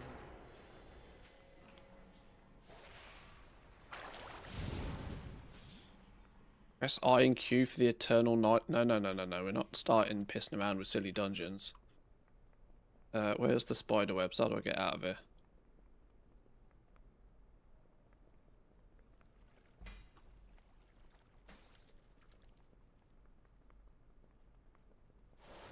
Where's the spider webs you can climb up? Here we go. Oh, shit.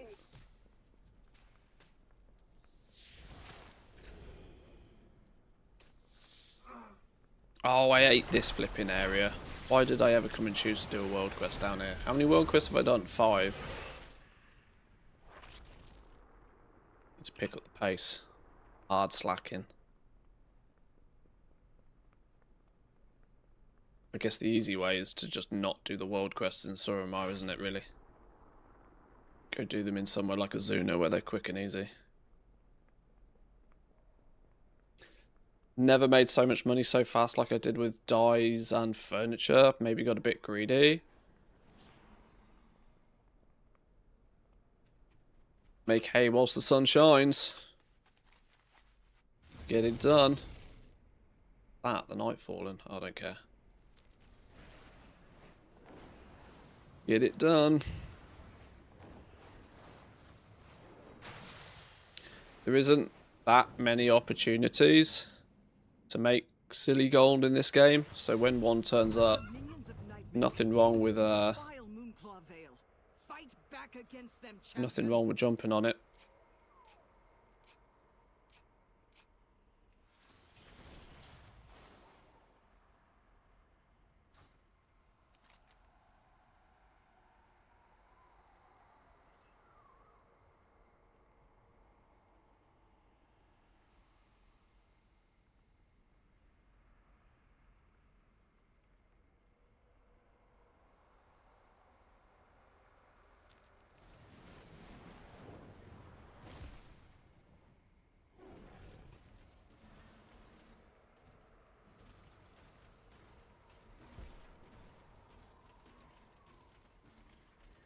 This area's been absolutely pillaged. Meant to be a world quest area.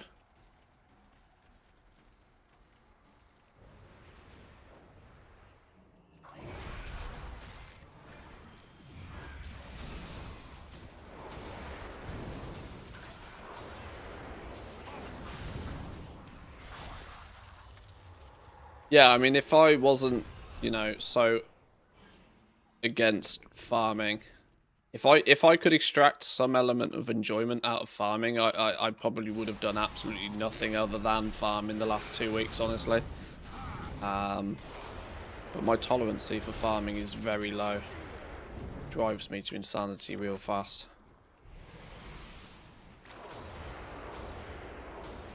I'm happy to make less gold, but do it in a way where I've found more enjoyment from doing it.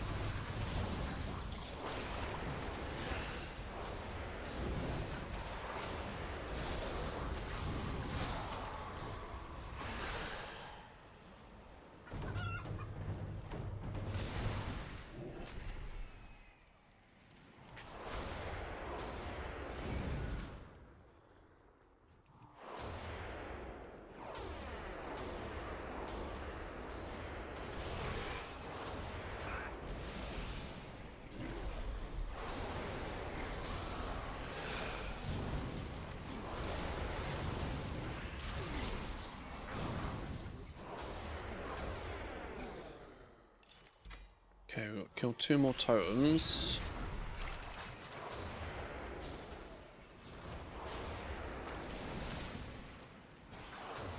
One more totem.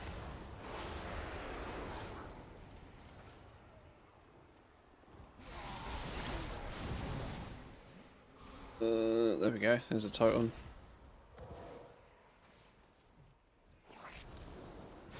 Boom. Ding. 63. That's 6 world quests. 4 more to go. I was a bit surprised by the old world decor map prices too. They've held up remarkably well. Yeah, I think it's. I think they've held up a lot better. Well, to be fair, not only have they been more buoyant than I expected them to be in the first place. I mean, I thought I was taking the piss when I was like trying to charge 500 gold for my lumber. I genuinely thought that was taking the piss, but it turns out that people were, you know, willing to push the bar very high at the beginning. And fortunately, the bar has stayed pretty damn high.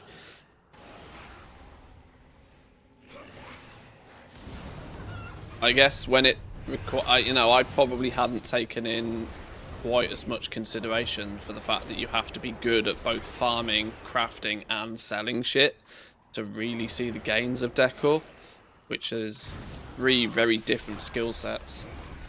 Even though it might feel second nature to a bunch of us. For anybody that's just looking to cash cow quickly or is new to the game, they're, you know, there's nuance to all of those aspects of gold making. And you got to do all of them if you want to do Decor properly. Which is why I think it's turned into quite an interesting market.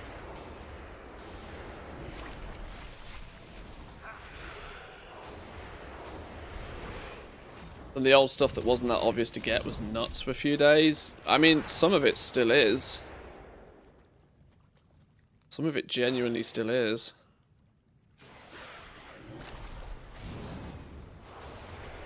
And I think when the lumber price does eventually do what I suspect it will do, which is come down to about a 200-ish gold value, you might start seeing more attention being paid to farming up the actual base materials that go into crafting the decor.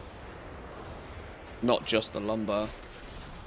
I'm pretty sure there is already people out there that are keeping relatively quiet about what they're doing, but have like cornered markets on the entire region-wide auction house, which there is so much gold in doing that. If you can do it, it's just often very difficult to do. But with a, what's the shopping list of mats for decor stuff? I mean, it must be 200 different items.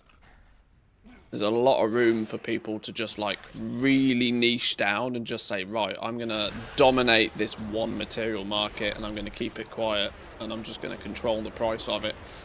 Buy out everything I see below a certain point and just sell it for triple. Quite sure Dragon Eyes have got reset a couple of times, but I don't complain. Yeah, and these markets as well, for you to dominate them, you need a, you know, you need to tap back into an encyclopedia of knowledge that you might not have looked into for 15 years. Now, most of it's only a wowhead Google or Google search away, but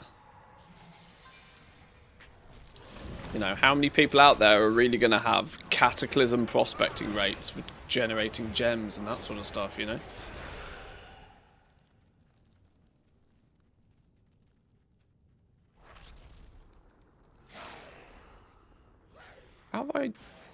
I'm wondering if these things are not the things I'm meant to be killing, are they?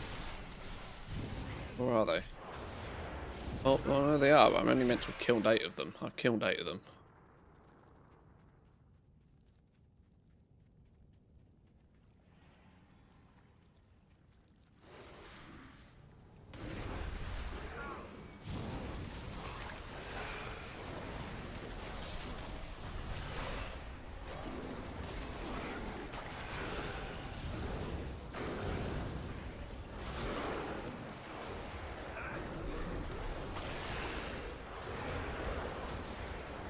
Happy accident I found it. Also had my 9-year-old non-Torrent alt with no professions. They're happy jewel makers now.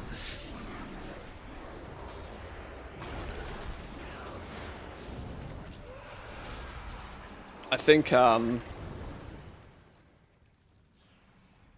Decor long term has quite a lot of potential for gold making. I'm not convinced of the longevity of it just yet. Because it does quite heavily rely on there being steady, consistent demand for the Decor items. And it's clearly a honeymoon period right now. Now, I had a bit of a bad day of sales yesterday, but that could have just been a bad day of sales. It might not mean anything. It might just be that I was unlucky with not selling much yesterday. It might not be the, you know, turning point or tipping point or whatever.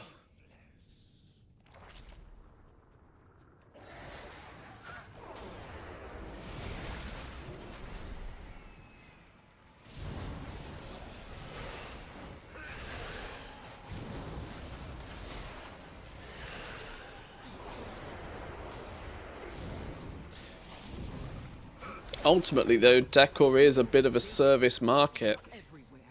It is a bit of a service market, meaning that, you know, there's no way to generate anything without some level of effort. You either have to go out farming the lumber yourself, or you have to, you know, look at fulfilling an order with using somebody else's lumber, but it still means somebody out there has had to put the time and the effort in.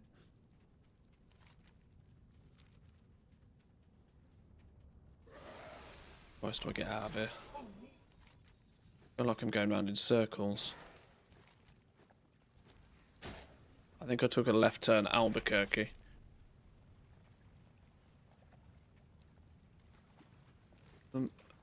How do I get the Christ out of here?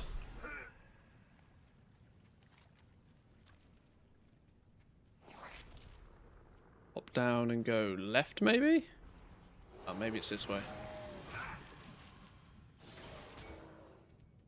How did today go sales-wise? Well, I only emptied, well, less than 300k. Less than 300k across 22 realms. Which, obviously 300k is a lot of gold. But across 22 realms with probably 1,000 pieces of decor sold, it's not listed, it's probably not very well, it's certainly not very impressive if we take the past 7 days worth of sales history into consideration. But like I said, it could just be that it was just a bad day in the office. Doesn't mean anything technically yet. You know, it was a it was a Monday after all.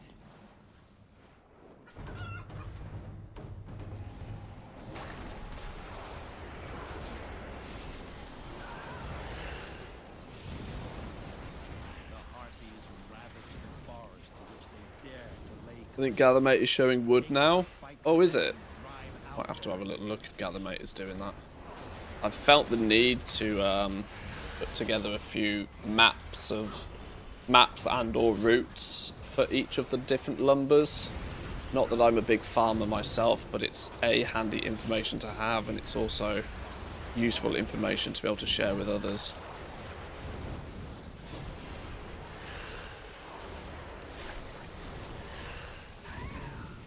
But gotta fix this Death Knight first. Need 3 more world quests. Killing this dude should be 8 out of 10.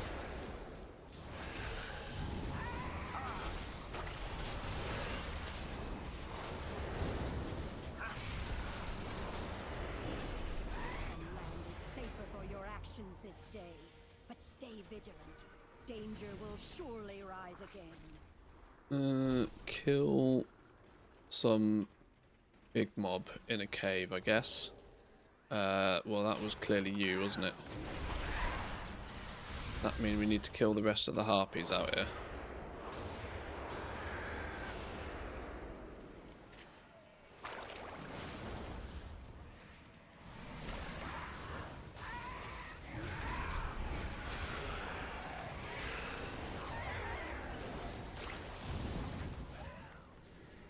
You have saved me.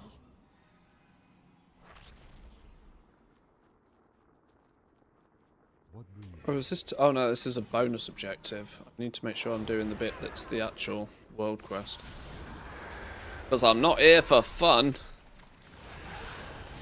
Right, we've broken the harpy eggs though. Oh, no. Break harpy eggs, burn harpy nests, and then kill the big dude. Okay, so I don't actually need to be killing any of these. I need the nests. What does a nest look like? That looks like a nest.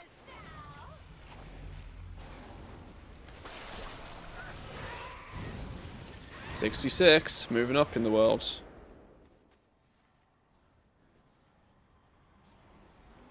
Right, that's 1 harpy nest. 4 to go.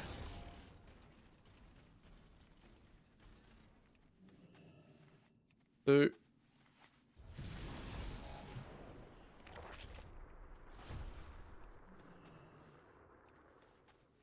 Boss mob is up again.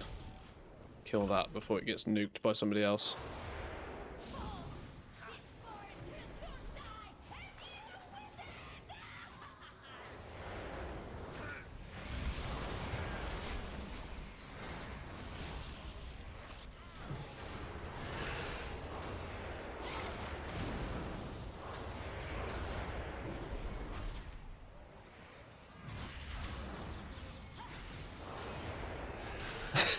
The fact that I know that there's potentially 10 world quests ahead of me on every single class is seriously putting me in a position where I might not do this with too many of the classes.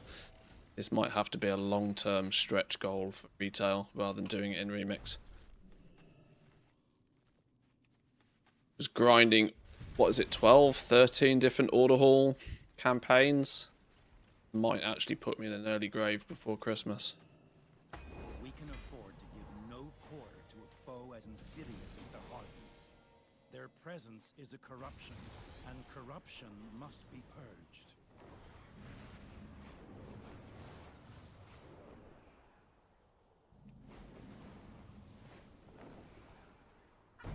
There's way easier ways to do 10 world quests. Well, yeah, not doing 10 world quests is the way easier way of doing it.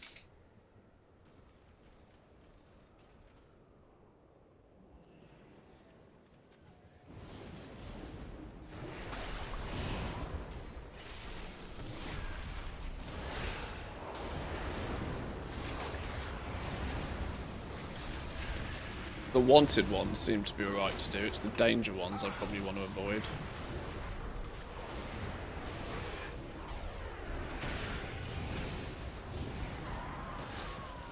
But this is the last one on the Death Knight anyway.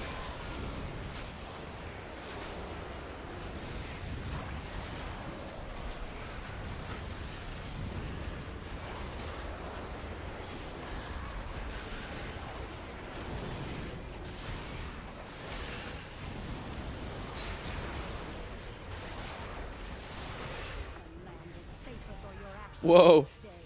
Everything's popping off. Broken Isles World Quest 5? Oh, interesting. I'd apparently never done 150 world quests anyway. Isn't there a separate achievement for doing them on heroic though? Oh, maybe not. All right, well, cool. A win's a win.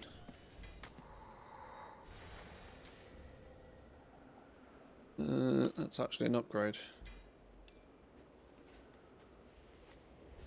Right, we can sack off the rest of these world quests then. Boom. Advancing the war effort. I've gained like 10% progress so far. Flipping hell. I'm hoping that's the bottleneck done now. Probably not, is it? You need something. There was a heroic one for 100 world quests, but I think the big boy one was just to do any amount of world quests. Is what I think that was, the 150 achievement. Speak your peace. 69! Giggity! Oh, what? Now we got to go do more of souls. Oh, I thought we were done for dungeons. Apparently not.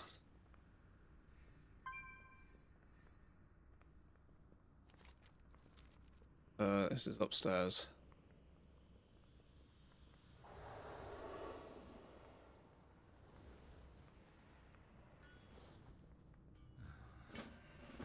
Yes. Dungeon finder, more of souls. Go. At least it's only a 3 boss job.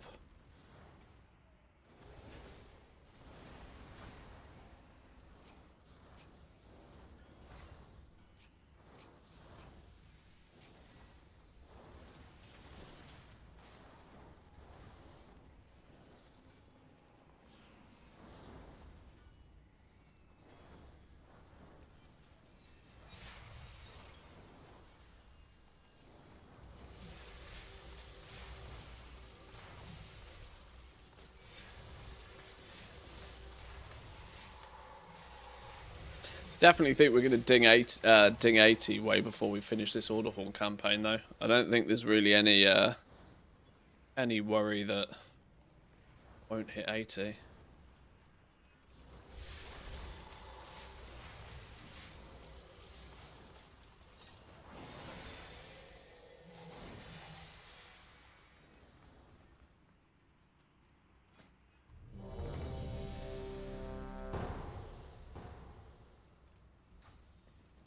Plus another 50k bronze so far as well. So, I mean, I guess there's use for that. That bronze can probably go towards more of the Legion decor stuff. So that we've got spares.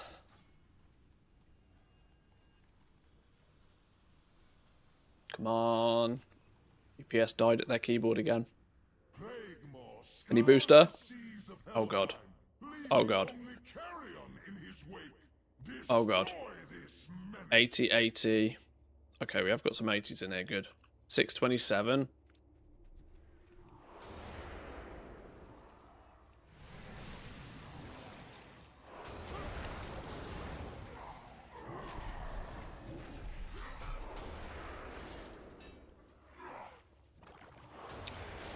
We doing this? Oh, this is on normal anyway. Oh, that's fine.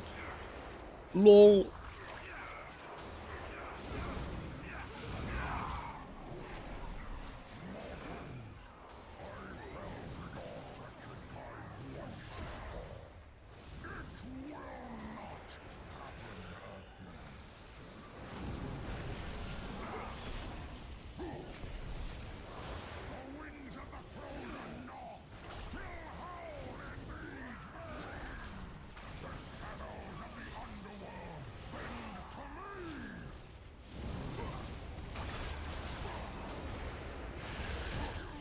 One down.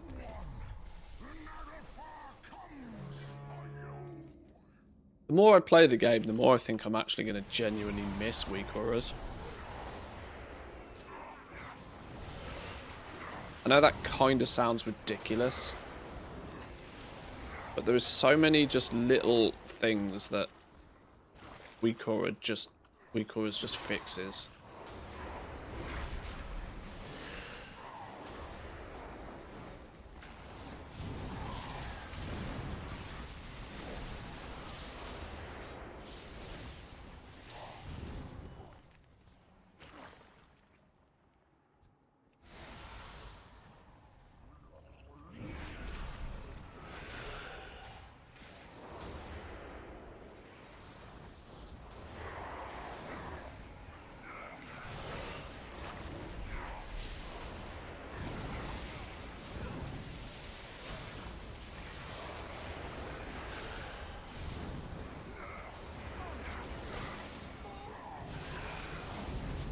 70. 10 to go.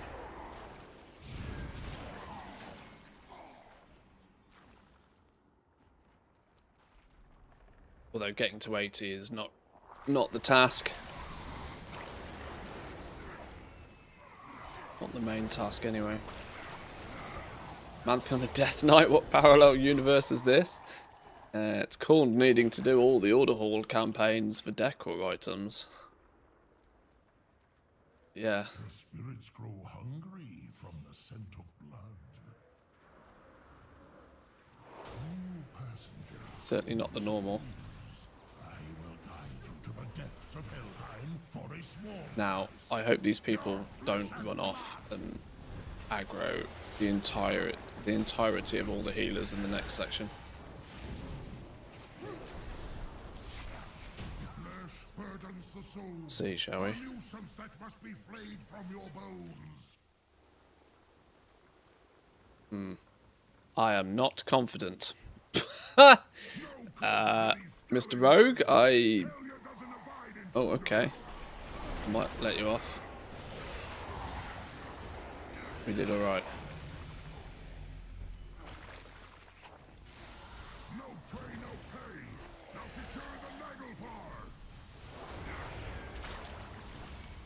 Destroy these landlubbers.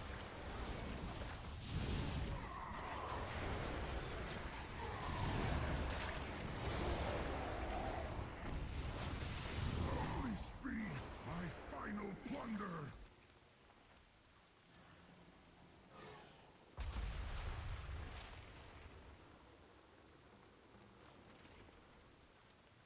There is a bit of a sense of irony, though, with the fact that we have warbands these days, which are kind of meant to designed so that you don't feel the need to do the same thing multiple times over.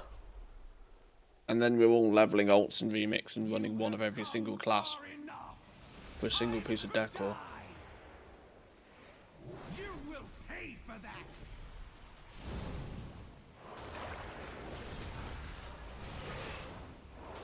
I am losing my patience. Interestingly, in a game mode that is probably one of the least alt-friendly game modes we have seen in recent time. Your fate rains down. That the fact that absolutely zero of your player power is passed over from one character to another. No, this is not possible. I still can't believe that that fact went under the radar so heavily with the remix. What manner of creatures are I'd have loved to have like pushed a few characters to 740 plus and just, you know, got powerful on some of them. Even if only 10% of your infinite power passed over to your alts, it would have felt better.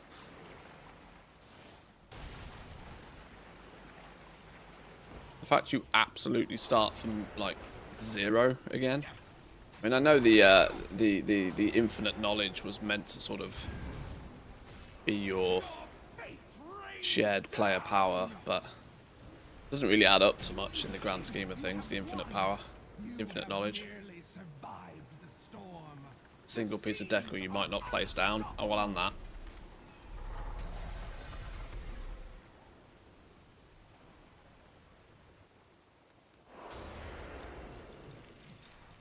But if suckers like me keep doing all of this, then Blizzard is never going to learn, is it?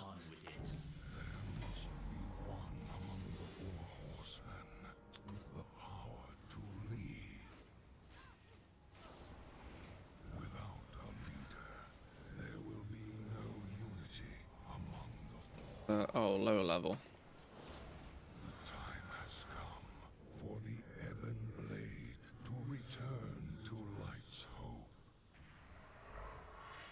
The body of the great Tyrian Fordring rests beneath the chapel. Right. Fourth Horseman. Go now, Why do we not have a quest for this? do what must be done. Oh. Because I was impatient. Eye of Ajara? Ah, flipping more flip it. Ah, you know what? I'm going to go get me some food. I thought we were going to be done with dungeons. I need to do yet more dungeons. It's all gravy. It's fine. Apparently on a Death Knight you have to do basically one of every dungeon.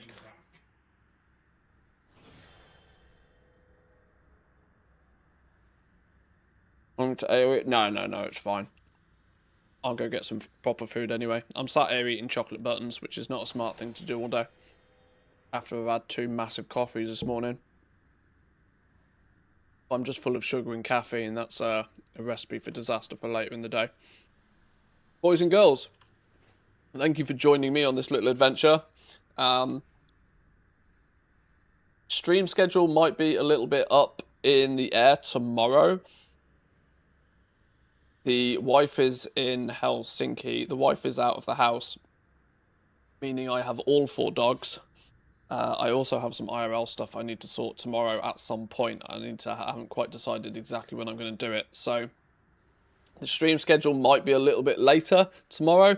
I know it's a Wednesday, it's reset day, but we'll see. I'll try and keep it as close to normal as possible. But thank you very much for joining today. I appreciate the chat. I appreciate you all hanging out. We'll work on this. I don't think, like, I thought it was probably going to be an hour or 2 to do each class order hall. It turns out it could end up being quite a little bit more than that, especially if there's this many dungeons and stuff. So we might not do this on too many classes. I might push this to the, you know, the long-term goal category. But enjoy the rest of your day. Thank you for joining. Come say hi on the Discord. And, yeah, have a wonderful day. I'll see you all next time. Peace.